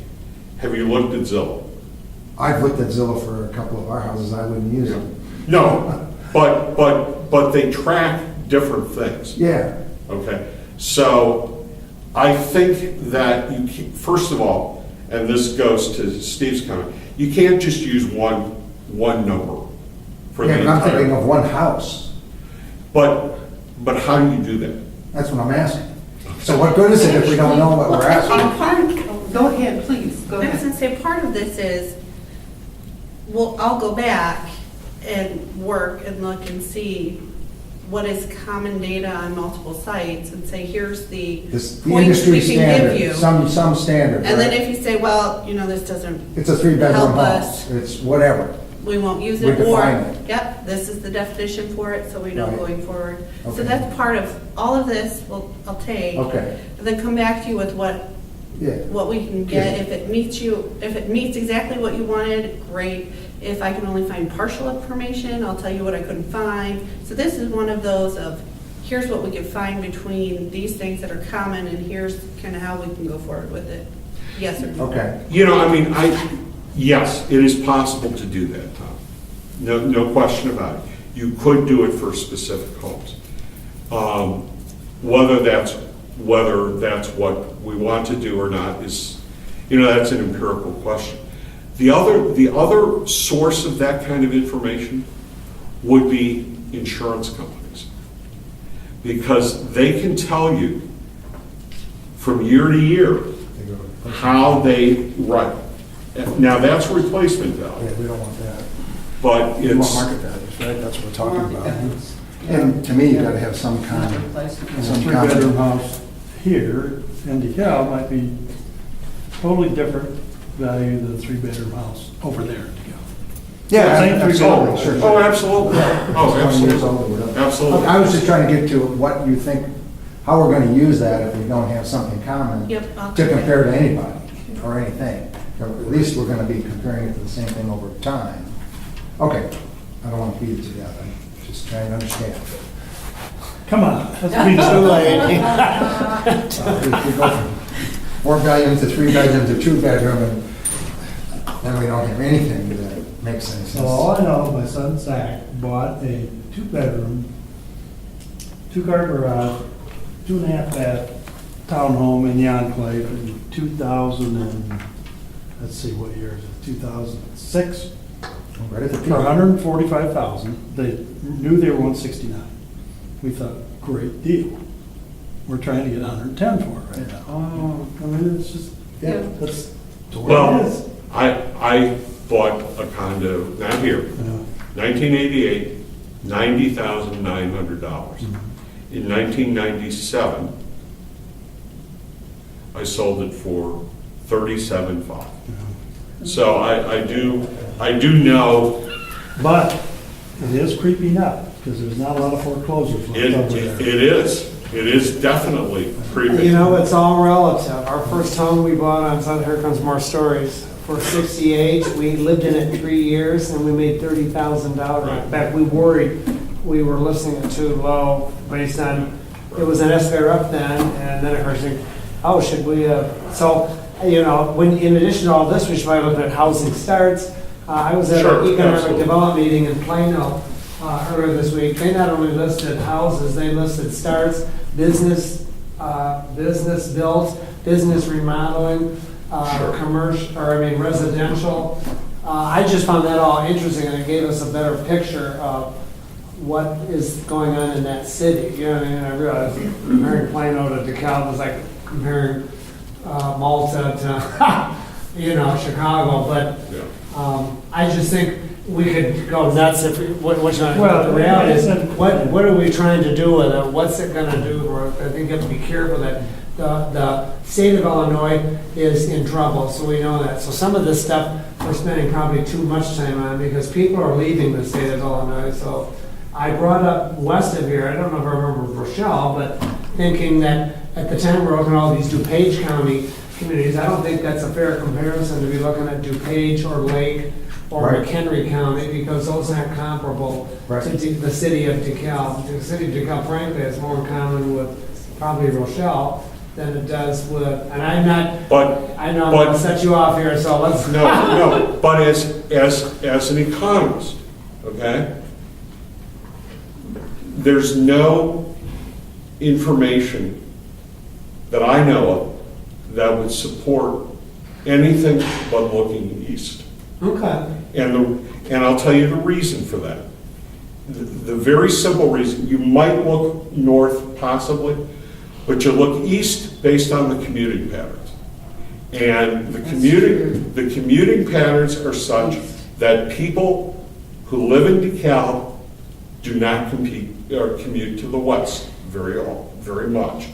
They might commute No, as far. people that live in West commute to DeKalb. There's a lot of people in Rochelle commuting to Right, DeKalb. but that doesn't There's a lot of help people in us. Rockford commuting to, there's a lot of people in DeKalb commuting to Rockford, so. Well, there are some. You know, there was a yes. short time we There were are part of the Rockford metro area. They took us back out because Not the number of 30 years, commuters. but- Pardon? Not in 30 years, but. No, it's been less than 30 years. I had somebody come to us in Rockford and talk about it. He was, I thought he was from Northern, maybe it was another university, but and I'm not going to get, this isn't why we're here. No, I mean, the Rockford, We were for a short time part of. Fiscal. yeah, the Rockford By MSA, ourselves. since 1990, the Rockford MSA has been Boone, Winnebago, and Ogle. And Ogle.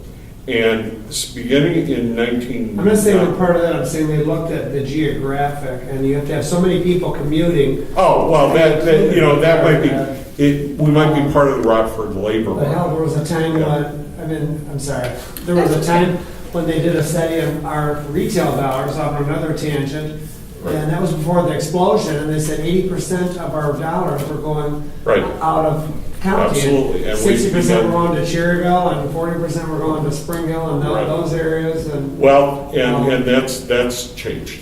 I can't remember the guy, he might have been actually Rockford College that did all this, but I don't know. it was Before it became fascinating, it's Rockford fascinating University. stuff. Yeah. And I think we need to look within. It's good to compare outside, but I think, going back to what I was saying, there's so many people, we're gonna be really surprised that the state loses maybe 10% of its population when they do the next, all you have to do is talk to the people. Yeah, but You don't believe okay. that, I know. do you? I don't believe it. I believe it. And I'll tell you why I don't believe it, okay? And this is another thing. We don't go by what people say. No, we go We by go what by they do. what they do. And I work with a population, and I can tell you, I've seen a number of people that have left the area because they're tired of, for whatever reason. I remember back in the December of '07, finding out our state, that our economy was in trouble because I had contractors and business Right. people and telling me that what they used to have was, lo and behold, 6 months later, we're told, we could see when George Bush came out, the economy was crashing. So I think sometimes what we know and what we don't know is Well, here's different. what I was, the only thing that I was going to challenge is, people may be leaving the state of Illinois, but it's not because of taxes. I didn't say that. No, I'm just saying, Some that's what jobs. a lot of people are claiming. Jobs, Well, yes. some are leaving for that reason. Well, there are We're the some. 54th highest tax county in the country out of 3,864. You Property- can't deny property it, but tax. they looked at all of the taxes, so. Well- Again, the perception is we're a high-taxed state. There's a reason, But we're not. The factual information. no, we are. We're not a high And would you tax. would you get in front of 1,000 people and tell them we're not taxed enough? No, that's not what I said. What I said is that when you look at the data. Yes, and I know, you- we and you agreed on that, approach- we talked about When that. you appropriately Yes. standardize it, Illinois is in the middle. We're about in the of middle, pack. yes. Yeah, that's it. I agree. All right. Adding the staffing history for the city. I think we're all agreed that that's something that we want to do. That's something that we've asked for. I thought we'd done that already. We have, Didn't we get a but presentation on that, for like the last 10 years of the staff, Yeah, it'll be in the data. What's our goal? there was What some is our goal noise, for there the was some staffing noise history? in that. And there was some more noise. Why are we bringing that up again? It's just going to be part of the Just to data. include it. I mean, it already is included, right? Yeah, it'll There's be in some here. staffing in here, yes. Right. What would not be in there that will,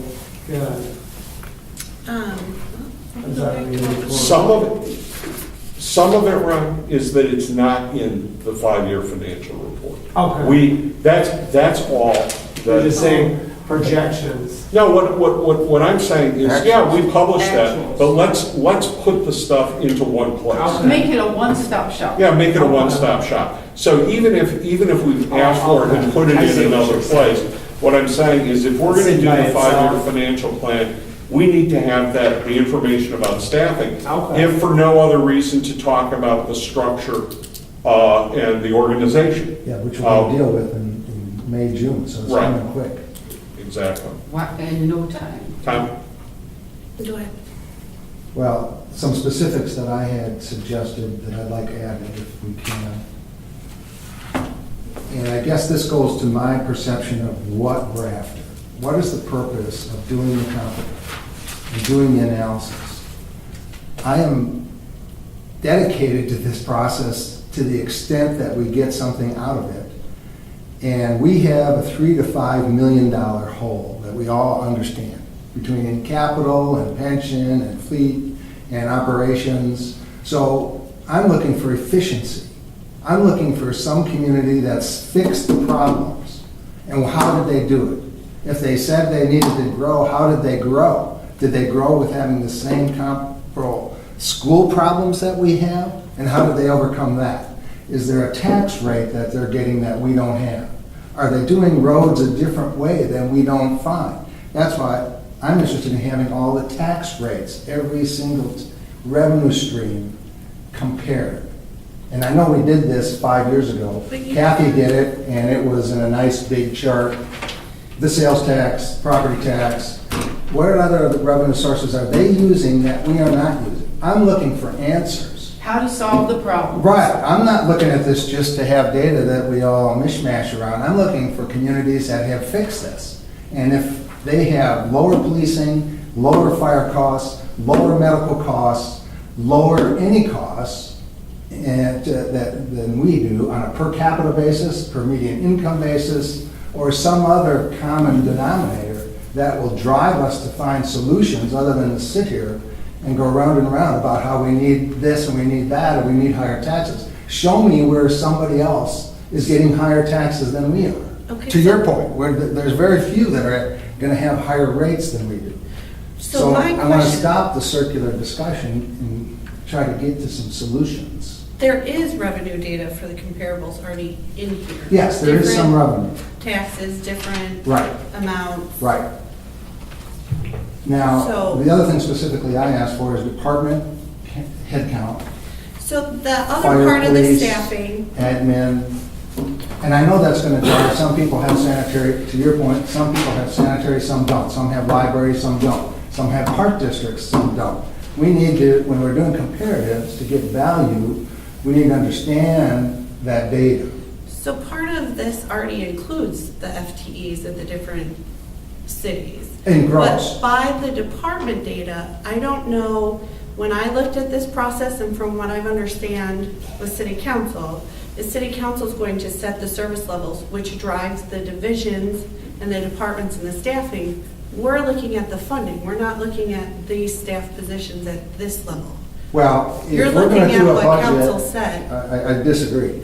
If we're going to be talking in 6 months about a budget that has to be balanced for 5 years forward, under our existing tax revenue streams that we have, this organization structure analysis is going to be an essential component to see if we're out of line anywhere. But that's what's happening at city council. But they're not going to have the data. That is such baloney. They don't That is have- such baloney, because everything starts with the service levels.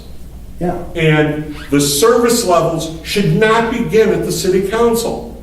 The service levels should begin with residents who come to the Finance Advisory Committee, and then we make the recommendation on service levels to the city council. That is putting the cart before the horse. How do they set the service levels? They throw a dart at the wall. There are service standards, and I doubt very seriously that they're considering anything but cost.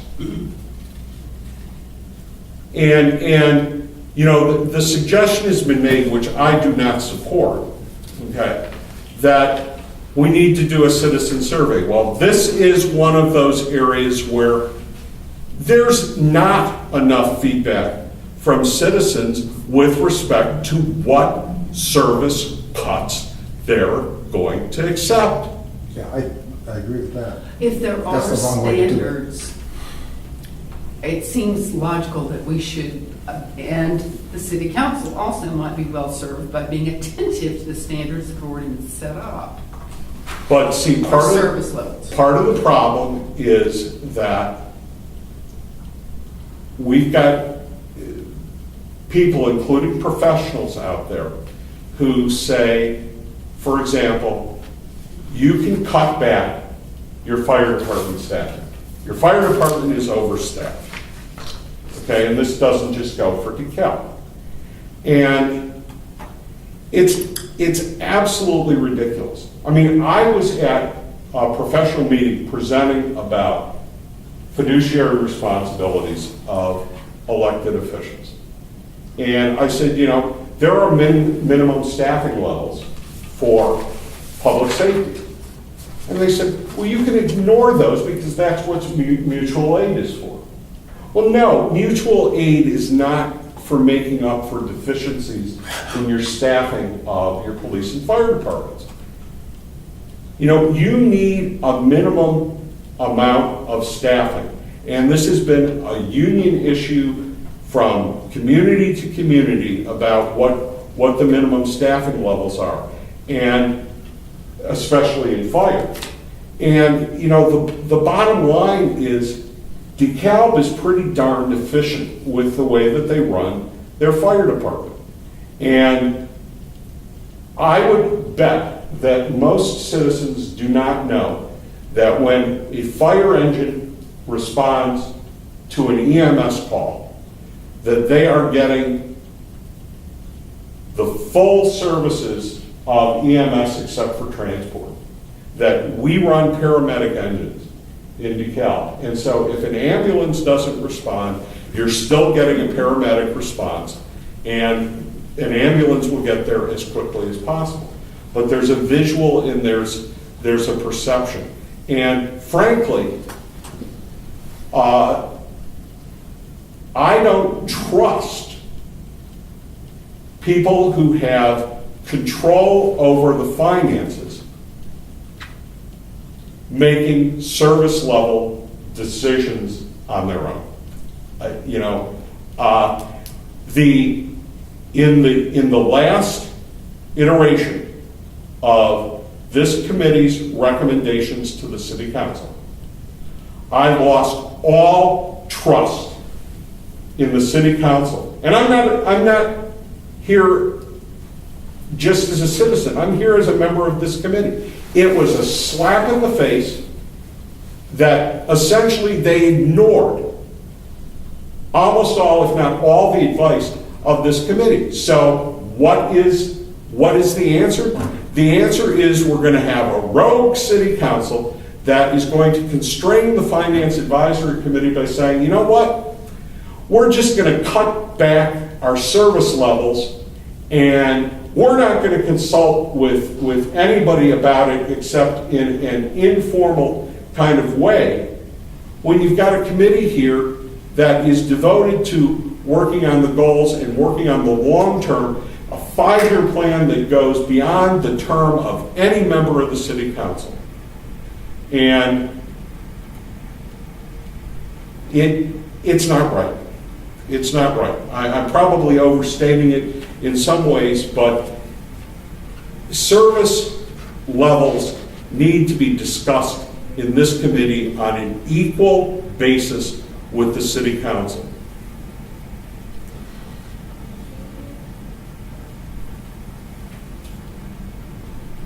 So when we get into department type analysis, that's what I'm looking for. Are those efficiencies or inefficiencies? And conversely, if a community is out there that's paying for their roads, which we aren't, and paying for all of that, how are they doing that? And if they have the same level of service or more, if it's all per capita, then is it just pure median income? Is it just pure Right, it's some of your income answers. and wealth, I guess would be the answer. And if we have declining wealth, okay, let's go down that path for a second. Let's say the answer is we are in a circular decline, right? And it goes down, the school goes down, property goes up, you go spiral down, NIU's population goes down, we have more empty apartments, we have more people filling them from your friend that you mentioned, Mr. Hunter, or whatever that group was. Not right. I didn't This know, person Mr. he has heard Right. of. So if you go down that path. Your partner. All right, then you, Just economically, you can't afford what you were affording before. What do you do about it? What's your reaction to that? Do you Fair, bite that fair. bullet? Right? I mean, the reality is we just have to deal with that reality. Conversely, yeah, there should be groups trying to get more revenue, more houses and more things, but you've got a lot of things to overcome that other communities who have already recovered their full housing values. And I would say Sycamore, if you talk to any realtor, Sycamore, they will tell you Sycamore is much easier to sell to. Yes. And it has a much higher value for the same house, right? And if you go east of that, if you go to St. Charles or Yeah, you look it up Batavia, online. they're probably at 100% of where they were in '07, Yeah. right? But But we're not. But remember, that you're also considering some policy decisions that have either been made publicly or not publicly with respect to the community, in Sycamore in particular. And, you know, they have decided that they are not going to be a full-service community. Oh, And that is not only abhorrent, it's unconscionable. well, I would suggest to you, Mr. Peddle, in the real world, that's happening all over the place. All over the place. And Because that's of why a lot of people are going to jail. the economic impacts of those things are hard to overcome. But that's a good point. Sometimes conscience does trump, I mean, sometimes people do look at that. I just don't think that's, I don't think that's average person who is aware of those, some of those. What- No, they're certainly No, not gonna- they see the result. Okay, now I don't want to necessarily, okay, this is not referring to Yeah, Sycamore. right. Okay, this is not referring to Sycamore. Right.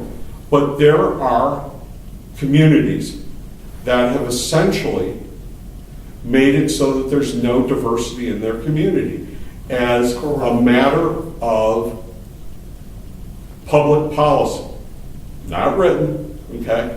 Now, that has negative effects in my particular view. Mhm. And to say, you know what, we're not going to provide these social services, we're going to let those people gravitate to another community, a little bit like you were talking about demoing affordable housing in some other areas and then just kind of moving the people to another community. Well, the new community has to have that kind of housing available. And it's a double-edged sword. If you have those kinds of housing units available, then with that comes a set of services that are going to be demanded. Whether they're fulfilled or not is, you know, a policy decision. They're going to be demanded in a way that a community that doesn't have that kind of housing available would not face. So back to kind of how this budget schedule is working.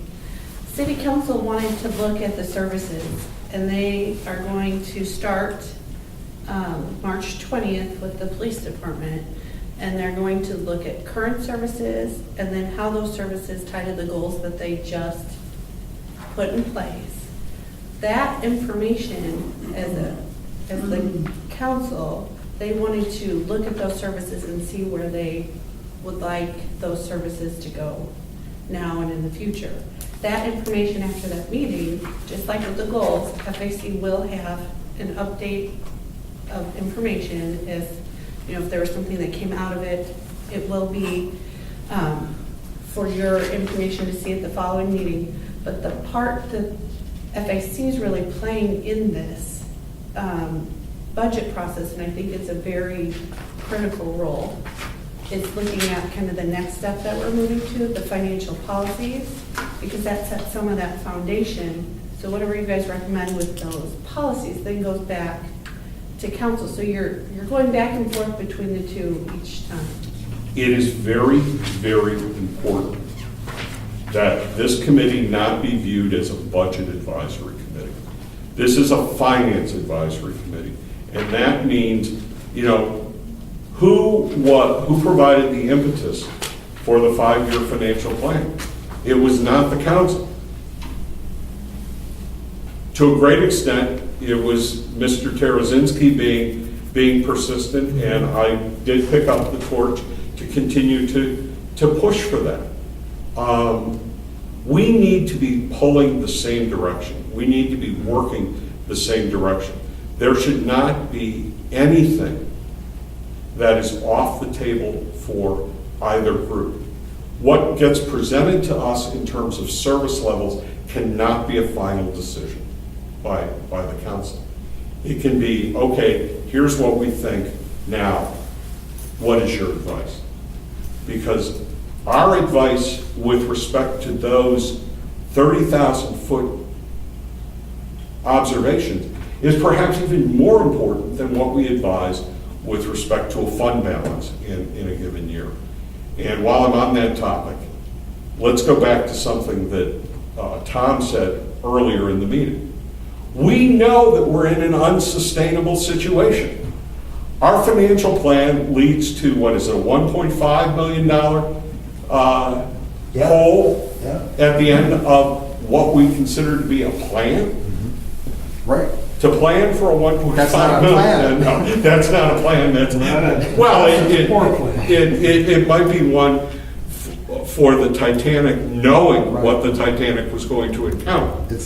It's the first iteration, and we should now solve the equation, Okay. Fair enough. in my opinion. Okay. Let's try to move on to the Okay. financial policies review. There are 3 policies that there have been suggestions as to amendments to the policy. I hope you've all looked at that. Yes. We have as attachment A here, the capital equipment replacement fund policy. Primarily what I'm seeing here, and other people can read this differently, vehicles are now going to be included in the capital equipment replacement fund. It's going to be one capital fund, Yeah. basically, for the city. It is Except for the one fund. water, which has Right. its own capital. And actually, vehicles were in here, it just wasn't called out. It was kind of buried down further in the policy, so I tried to bring it more forward that vehicles are part of this policy. Okay. This one seems pretty, yes, go ahead, Tom. It talked about the revenue that's going in there, right? In one section here, did it not? The very first paragraph. Yeah, it says there's certain pieces. And we have been very consistent about ensuring that revenue that is dedicated is in fact accounted for through the capital funds. Now, I know they added 2 cents in the gas tax. Is that revenue going to go directly into this capital fund? And should It it be doesn't go listed? into It goes this into fund. roads. It goes into the capital Okay. projects fund. Okay, so it's going to directly go into the capital projects fund. Correct. Okay, so it's not going to touch the general fund. No. Excellent. But no, it's not included here. And again, the capital just for those listening or watching, the capital projects fund is not the same as the capital equipment Yes, replacement fund. I should. Okay, just to clarify. Can I get a motion to endorse these changes? These seem to be so So minor. moved. Second. All those in favor? Aye. Opposed? Okay, let's move on then to the next one, which is accounting, auditing, and financial reporting.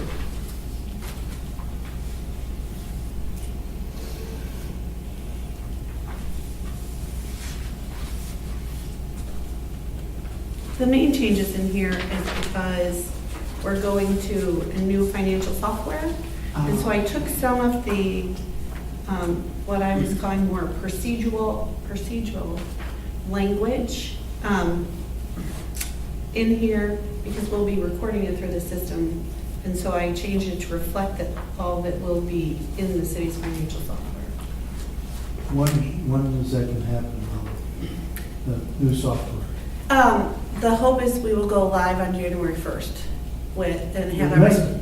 No, January No, 1st. and then- 2019. So. Does that mean that we would be able to get monthly financials on a timely basis? So you still have a delay in receipts and how we do the modified accrual accounting and receiving the funds. So there'll probably still be a delay, but I bet it will be sooner than what we can do now because we're doing a lot of manual work. Like we weigh, so there's some delays in revenues like restaurant bar. If you go to a restaurant bar in January, you pay the restaurant bar in January, they remit to us in February. So if you want to look at actual January sales, which is what we do on some of the reports, we have to wait until we get through February to then show you what happens in January. But we will go through and take, how do we do the reports now, look at how the system gives us reports, because we might actually get better reports for you that So, combine but more data. theoretically, you could get an up-to-date cash basis report, Mhm. Yes, Yeah. Oh, cash basis, yeah, which is, yeah. you could do a cash basis, yeah. So we'll look at all of that with this software, because you're right, we want to get more and You better could, data. you could do a preliminary report, but it, it wouldn't meet the accounting standard of matching revenues with costs. So the final report would need to follow modified accrual, but you could, Well, yeah, but I just think get a cash it'd be basis report valuable immediately. to see that. You'd have a feel for it anyway, yeah. Well, I have a question. Mhm. I am really confused by the last red section. Hold on one This second. down here, Yeah. Unless an extension is approved by GFOA due to unforeseen circumstances. What is GFOA approving? general financial, No, what are they approving? Oh. They are so- not a regulatory body. Well, we have in here, where is it, that we will do the GFOA awards within the 90 days. And Okay, so that's, so you can change this language. I was just trying to. no. All that I'm saying is that this relates to the submission for an award. It really doesn't have anything to do with the city's policy with respect to producing its CAFR and its management letter. And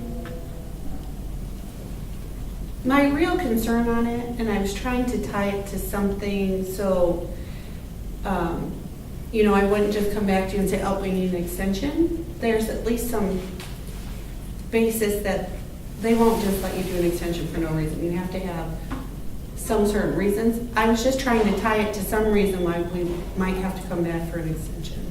But there's nothing required about submitting, even though it's a good thing, there's nothing required about submitting the CAFR or the budget for the GFOA report, or for the GFOA award. Right. Okay, so I think we need to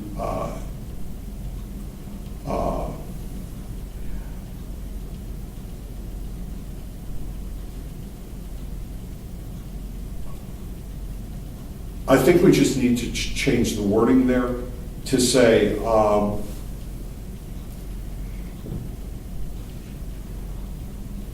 unless, You don't have a separate section, almost. It really should be divorced from what is the accounting policies, in my opinion. Oh, you could remove the GFOA part. I was just trying to tie it to something because my real concern is, and this is where it comes in, I don't think in any regular year that getting the CAFR and management letter out by this time frame is unreasonable and it can be done. Now you have the unforeseen circumstance that I see might be likely is we're changing software. We're in the middle of doing a bunch of stuff that might cause us to delay or not be able to do the report after 6 months because something happened. Not that this is something I would ever come to you for unless something I really happened. have a proposed solution, I think. Okay? The city,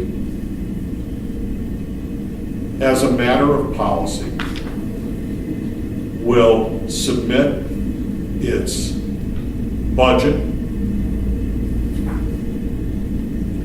its popular annual financial report, and its comprehensive annual financial report to the GFOA for consideration of their distinguished presentation awards.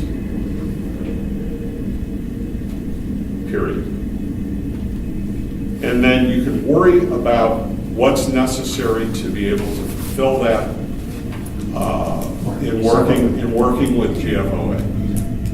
Now, the only thing that I would be willing to back off on that is if you don't want the popular annual financial report in there, that's fine. That's the latest award. And I don't know that we, okay, if, Yeah. all right, what's that? We are doing. All right, so then go ahead and move forward. Okay. And that strikes that last paragraph. Yeah, well, no, it doesn't strike the last paragraph. It just strikes that last I'm clause. sorry, yes. Put a period and then just say that, as a matter of policy, the city will prepare and submit its budget, its popular annual financial report, and its CAFR to the Government Finance Officers Association for consideration for a distinguished presentation award. Because I think they're all distinguished presentation awards. Right, so my suggestion is we already started, essentially what you've said is the third paragraph. Oh, well, that's fine. So let me add, instead of adding this, I can add the PAFR, Yeah, Here. that's fine. And then Okay. just eliminate that then sentence. take the last one out. Yeah, then you can Okay. just take that out. You can, there's no violation of the policy if you work with GFOA in terms of submitting for an award. That doesn't violate this policy.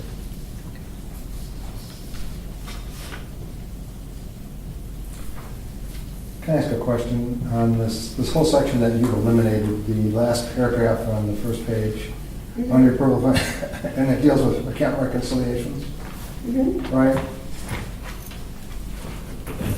Do we require monthly, it says in the previous paragraph, we require monthly significant account reconciliations, right? Prepare monthly significant account reconciliations. Is that a requirement?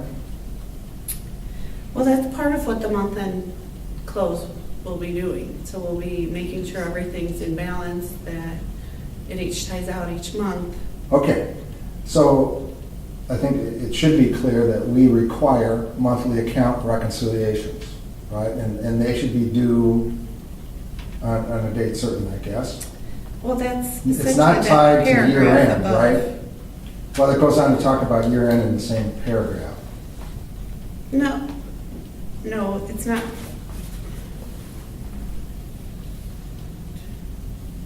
I I think those are three separate. Yeah, So that's it's what I'm monthly, getting at. year-end, and year-end. Yeah, to me, it ought to maybe be three sentences or be very clear. We require monthly account reconciliations for significant accounts, which list is approved by the finance director or whatever, right? For year end, obviously, if we require monthly, we require them at year end, because that's the end of the month, right? Right, but I guess I'm not following. Well, I what see the this last changes to the sentence, it paragraph. seems like you're just, we're eliminating it. The finance department, under approval of the finance, will prepare a listing of all significant accounts of the city that are to be reconciled on a monthly basis. Conduct a month-end close within the city's financial software. I'm confused, I guess. Are we going to have monthly account reconciliations that are required? Yes, that's part of the month-end close, so I was reflecting the language to, instead of making it seem more manual in nature, that we are doing that through a month-end close within the software. Okay, but the software doesn't do an account reconciliation per se, right? Somebody has to have backup and rationalization and tie the numbers out. Right, and that's covered, I think, in the paragraph right above it, Yeah, where it says we are that's right doing up there. reconciliations. Okay, so we're not eliminating them in this, Right, so that's going to be covered in the paragraph right before. This changes more of the procedural way of doing it to, we're going to do it in the new software. So it's still going to be approved and reviewed. We're doing monthly and year-end. okay. I know Steve does this as a business, so I guess suggesting that an account reconciliation is done within the financial system. I ran general ledgers for 40 years, right? So it's somebody doing the account reconciliation, not the system. Somebody's got to, anybody can post any error into an account it's not going to be necessarily correct. So I right? think that's covered in the paragraph right above where it says we do significant account reconciliations. So I Okay. haven't eliminated that from the policy. It's I guess then, almost if that's all duplicated true, in then it. I don't, I guess I don't think that's necessary. In fact, I almost think it's misleading. I mean, it's nice that the financial software is going to help us do something, but. You Yes. find it unnecessary to state the mechanism by which we will accomplish the tasks. Right, Is because that it? is, yeah, because that's not what's getting you a good Right. account I reconciliation. understand. Good account reconciliations are done with backup and understanding the meaning. That's not the way it's stated in the RPS. Actually, it's not, when we teach enterprise resource planning systems, this would be closer to what is taught.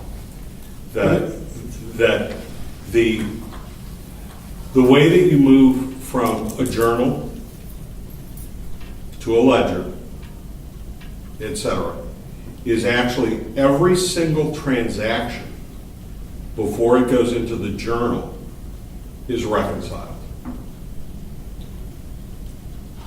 You mean there's no manual entries? If we have a $300,000 capital entry that should be capital instead of expense, we move it over to the capital account? No, Somebody's no. got to reconcile that. Is that a correct entry or dollar amount?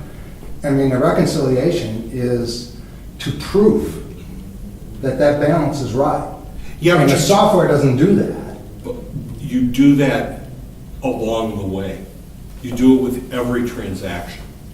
So by the time you get to the end of the month, you just run the software. And so with procurement cards, okay, there's a 3-step process, okay? I can't hold a procurement card because I'm an auditor, okay? So with a procurement card, the person enters it, enters the transaction, they put in the source document so that you can reconcile that against the source document, and then you put in the account code, and that is then reviewed by somebody with an audit function. Sure, that's fine. To make sure That's that all it fine. has.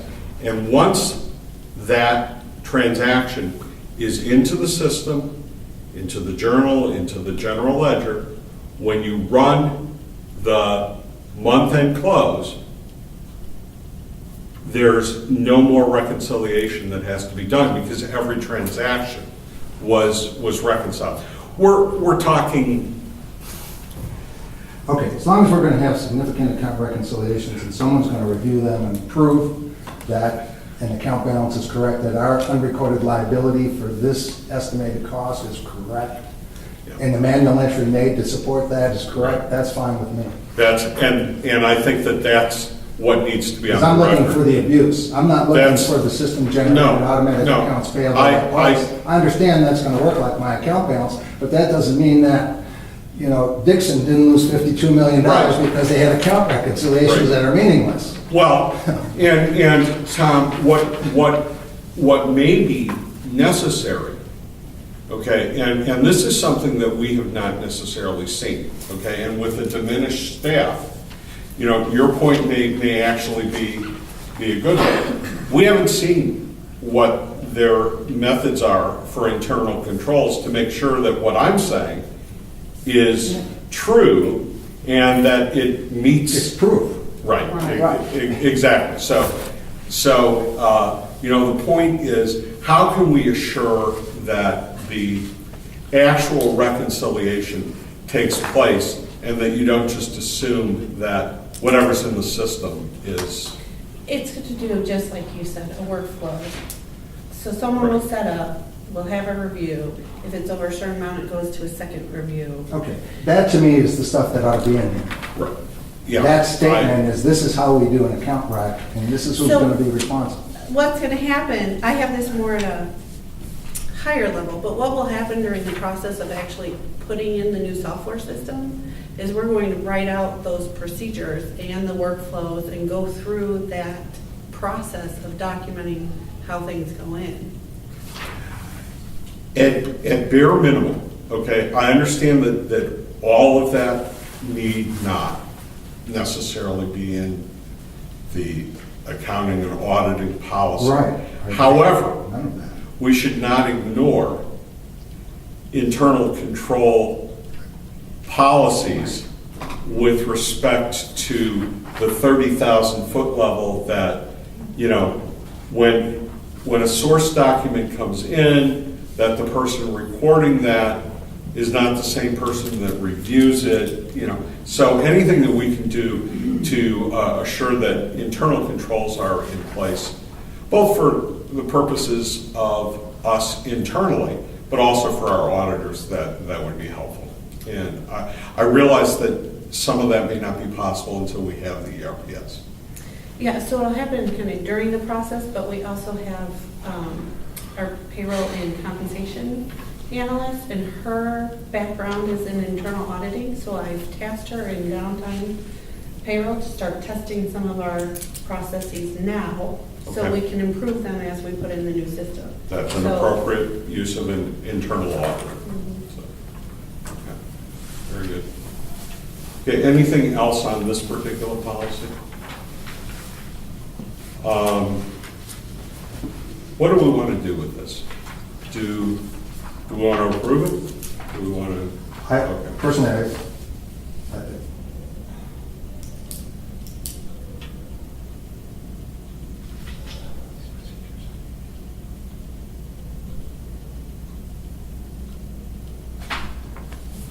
so the reconciliations are reviewed and approved by the finance director. Could we say that in that sentence somewhere? It talks about signing off on these procedures.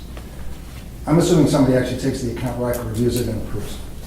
So do you want on page, the second page, it says also all year-end and close adjustments are approved and reviewed by the finance director. Do you really, I think is the account addition there reconcil- to say monthly and year-end?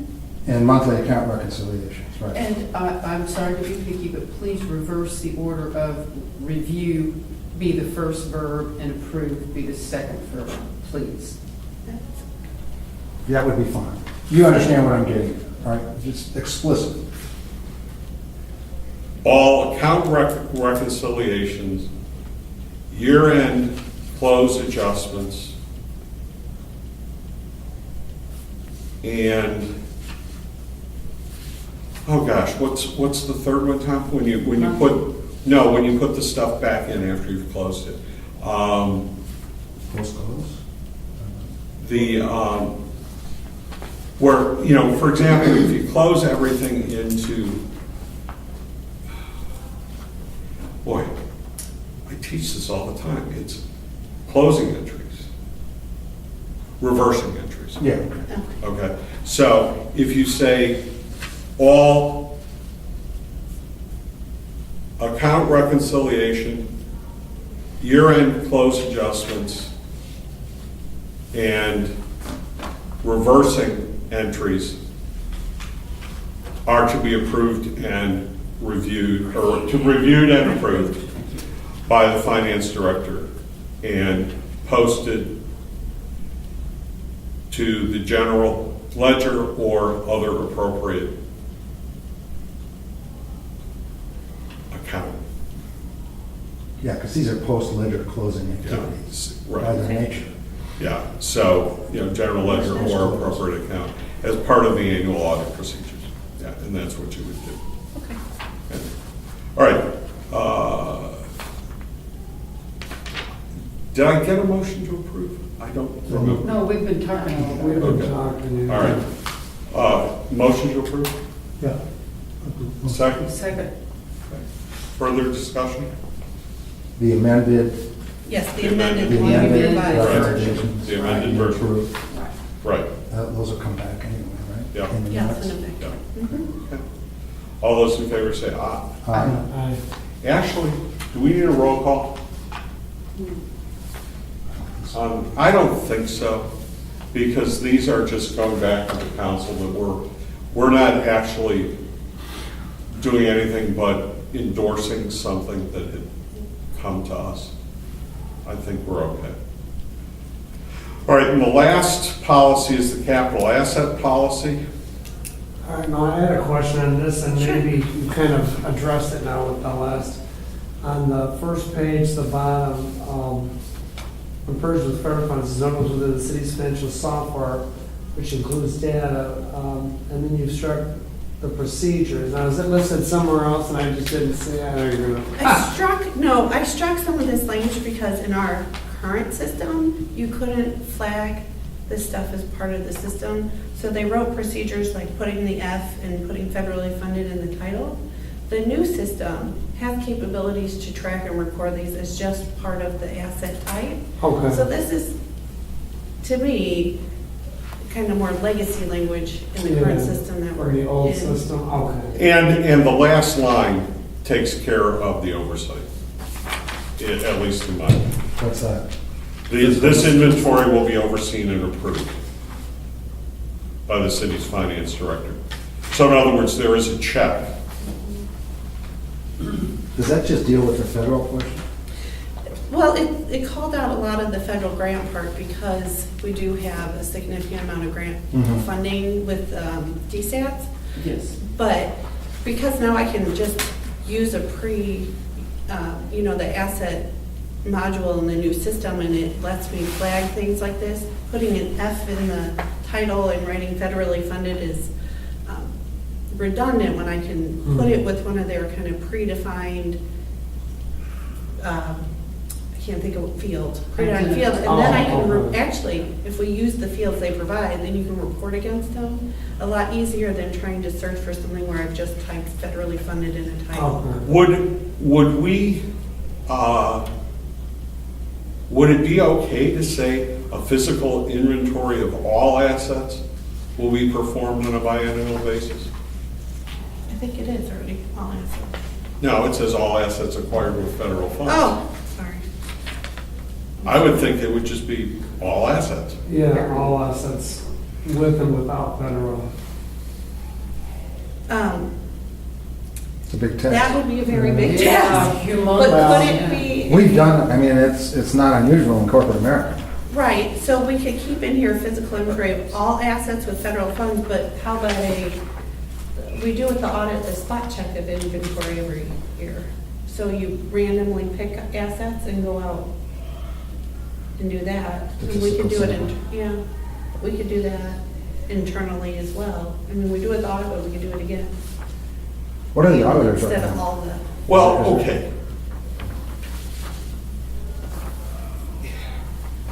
Maybe I'm used to a whole different situation, but everything with a value over X amount of dollars, I mean, they inventory every single year at the university and every department.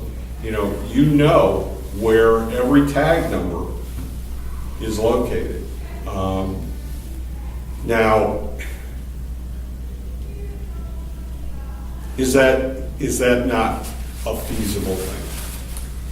I don't think for us to perform all assets every other year, I think that'd be a big task for Yeah, our it would. department. What if you rotated and you did half the assets each year? Or you did a third of the assets each year over 3 years? Or, at some point you need to reconcile assets that have a life of 3 years or more, something like that. I mean, laptops Right. are something that are extremely mobile. Yep. And you would love to know that you have a handle on where every Yep. one of those laptops is. Yep. So, maybe it would be easier to delay that and come back to this policy. Well, look at these changes here, but maybe come back on the inventory after, because in the new system that we're going to get, I can flag a laptop to an employee. And so we're gonna do an inventory, and then I can give you a better sense of the workload from working on a new, easy, accessible asset list versus the asset. So you're gonna perform a physical inventory as part of instituting the new ERPS. I had planned on doing it for at least some of the assets, but we could probably do it for all assets on this one because I do have to get them all into the system. Where are they now? Excel? Yes, and some It's parts, and then we have some Okay, Public Works tracks, so we have the master list, but we use Excel heavily. okay. So you're gonna upload it from there?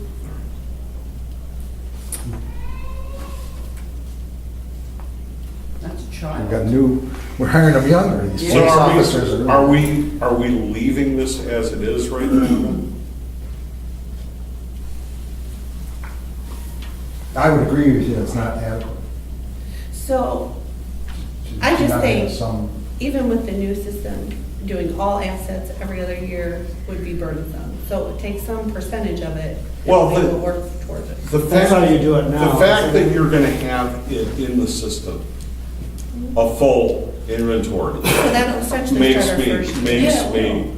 that makes me feel better, because you'll have, an index, you know. So it'd be easier, instead of saying, so you can leave federal funds, all assets every other year. That one Yeah, that's fine. is a high enough value, it's worth doing. But if we could go to a half or a third of the rest of the assets, Well, let's, you know, Well, it'd be, excuse me, Mike, so you said you have an Excel spreadsheet, all the assets? we have multiple places that Well- they're all included. So you have it in an Excel spreadsheet, when's the last time that anybody's want to check that all that stuff is there? I am not sure when the last So we don't know, inventory of 100% of the assets was done, but with the audit, they always do a random selection, and we go around with the auditors to locate assets. They're usually always different assets each year. Do they do laptops I specifically? don't know here, because we're in the first audit for me being here, I haven't I worked would guess one. somebody in IT. what dollar value keeping is track right? of all that. right, that's exactly. I that's will tell you exactly what I that see. when I was at Naperville, I was one who had to go with auditors to do the physical audit. We counted windshield wiper fluid jugs. There was 50 of them. That was a lot of fun. So it was literally, they picked certain things off of a list and we had to go find them. So the value of that was counted, so I would think It's the gotta make laptop might sense. come up in a random Yeah. example. Yeah. That's not a capital asset. Well, but it doesn't say They have capital physical asset. inventory. Yeah, see, Oh, an inventory is different. Yeah. These are capital yeah, assets. this is capital assets, We didn't so. even address Different inventory animal, yet. different. Well, this statement says a physical inventory of all assets. So, Yeah. Well, but, it's capital assets. that's true. we're talking So, Well, it wouldn't hurt to put the word capital in there. Right. Over communication is a fine thing. Well, it says capital assets For the policy. throughout. I mean, Well- the previous paragraph says Yes, what yes, capital assets. Yes, yes, So, but yes. Just one more And time. this That's- still is that's only fine. referring. to Of all federal capital funding. assets, that's fine. Right, that's our problem. Yeah. Much less the inventory you want to do. Well, actually, it's in the next sentence too. So, Well, it I, is. yeah, but I have horrors of counting boxes of pencils and windshield wiper fluid. well, okay, fair enough. All right, have we seen enough to approve this policy? We have, Okay, I move, I second. okay, all those in favor say aye. Aye. I hope we bring it back next year. Yeah, I agree. I'm sorry, I just had a horrible flashback of Billy Saul Estes. Oh, Okay. I can Now, see him on top of those tanks spanking those levels of it. confirm next meeting date and time, Tuesday, March 27th, Yes, 5 o'clock here. yes. Yes. Can I ask one question? Yeah, you may ask. I Yes, know we sir. debated 3 times now, the discussion of median income in our 5-year financial strategy and how we're going to gather that data and what it's going to mean and how we should do it. And you indicated there were better ways to do it than what we're doing, or there should be multiple ways to do it. But I think that's one of our key statistics that is problematic and just needs to be, I know we're going to have it in there, right? And I don't know if we're going to qualify it based on students and non-students. But I know the last set of numbers in there, we were at 19,000 where everyone else was at 35, and Well, my opinion has changed a little bit now. Okay. So if we do it over a 10-year period, and we use the same definition, you know, we For all use the- the for all the same data communities? source, yeah, then There should be a that's common definition, right? That's a start point. So if we use the same source US and we do it Census, over time, Right? We're looking for a common, then what we're looking at, as much as anything, is movement. right, The trend. Movement, the Yeah, trend, yeah. as opposed to the absolute number. right. And you indicated there's at least two ways to do it. But I don't know what the US Census, I don't know Yeah. what is the median income, where does it come from? Is it US? Well, there are a couple, you know, when you say income, okay, it can be median household income. Median household It can income. median personal Per income. capita. It can be median or it can be per capita income. So, I don't know what one is the best. Okay, because we've got it in here, right? Right. I So, mean, I mean, yes. I'm willing to start with median household income. I Okay. think that's, Is that the most common? I think that's So when the, we say we're at 19, that's household income? Both are Yeah, I can look reported at in that the every- census Okay. data. I just want us to be happy, because I know that our numbers deteriorated, and it's significant. yeah, I just don't remember. now, if my theory is correct,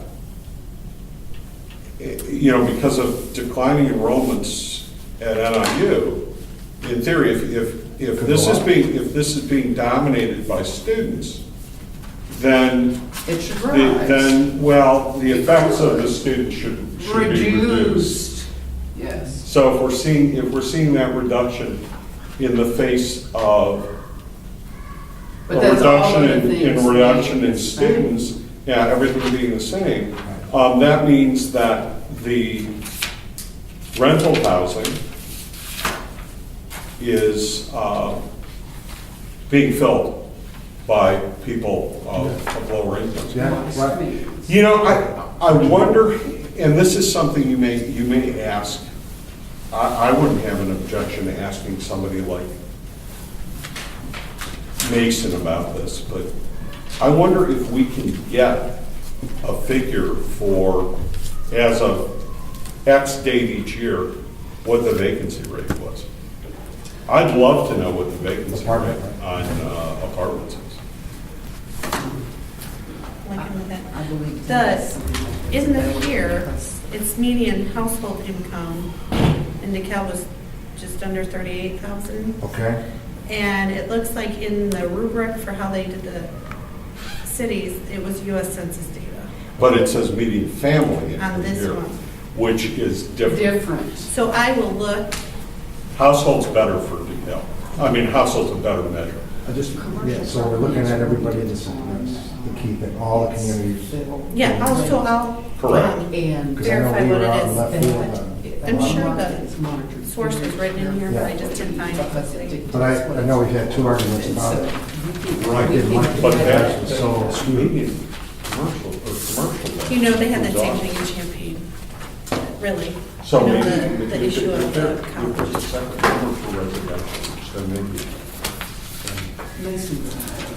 I think. How do we fill a $5 million hole? And he has And he been, has no incentive to not provide. Call my buddy Hunter. actually, he has. He's gonna take care of Right, exactly. Can I bring up one thing that I would Certainly. like to share with this committee? And it kind of goes back to one of the short-term goals here is economic and business development, create a business-friendly municipal code. Business-friendly municipal code. It also has to be business-friendly personnel that's working with that code. And there was a situation, I don't know if any of you know, I treasure now the Kishwaukee Water Reclamation District. Okay. So I work there in the mornings, do their accounting work, and they got a massive project going, $50 million project.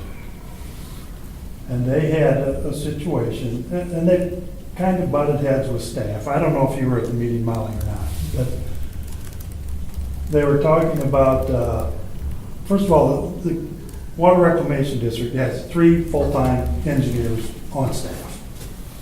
And they also have Baxter Woodman, the designing engineer of the whole project. And the city required a consultant to come and review one of the underground pipes. Which, you know, whether there was a need for it is one thing. But the bill came in at $10,000. For the review. $4,000 was the travel time for engineers, this consultant coming from Joliet, at engineering hourly rate. So that was a bone of contention. Should be. Because $4,000? was the travel. Now, to my knowledge, isn't Wendler Engineering right across the street from City Hall? I mean, I think they're local engineers. I don't know why these people were used. Are you familiar with this? Okay. So anyway, that was one issue. But the worst part about it was, and I'm getting this from the general Mark Eddington, my column, the engineers from the sanitary district, they were sitting across, and they said, you know, this just doesn't seem right. Doesn't make sense that this 10 grand is being spent for this when it could have been done, you know, we qualified people to do it. And out of the mouth of Dean Frieders came, that's how we treat all our developers. That's what kind of pushed our guys. I mean, they didn't get, you know, I know Mark Eddington probably got beat red. But that's where I'm concerned about the business-friendly municipal code, but that's only part of it. It's got to be. Now, I have a question about that, Yeah. Steve, and this is an in the weeds question. Yeah. Okay. So the $10,000, I assume, was paid by the Water Reclamation District. Right. Is that correct? Yeah. And the contract didn't disclose this travel cost? Well, I'm not sure. I'm just relaying, when they got the invoice, that's how it was broken down. $6,000 for the fee, $4 grand for the travel. That's wacko. That's outrageous. Well, You know, I mean, I can tell you that,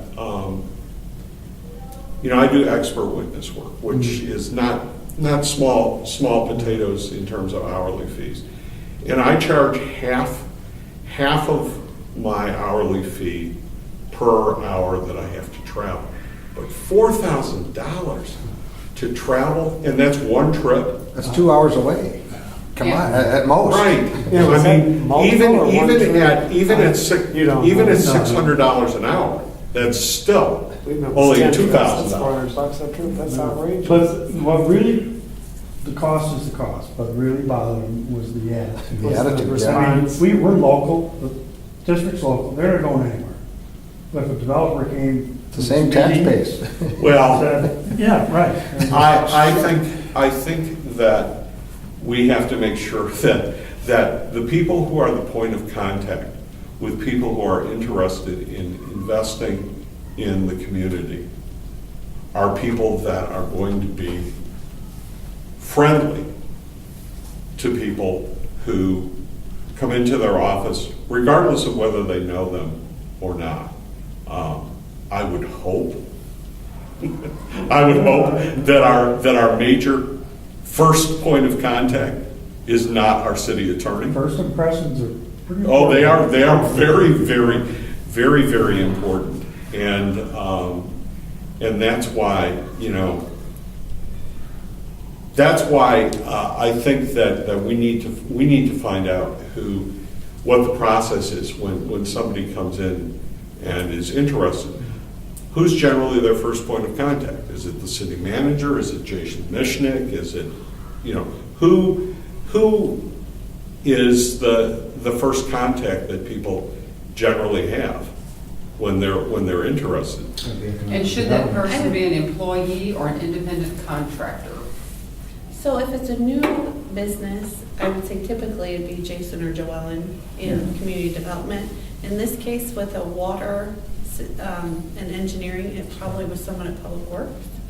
But I don't know the specifics I in think how that Joel worked. was, I mean, I don't want to speak out of turn. I know.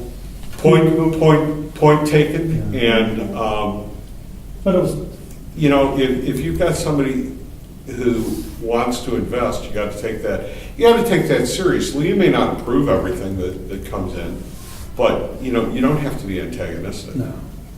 You know, because you don't know the next time that you're going to have to deal with a given body and People A given deserve respect, yes, period. period, end of conjecture.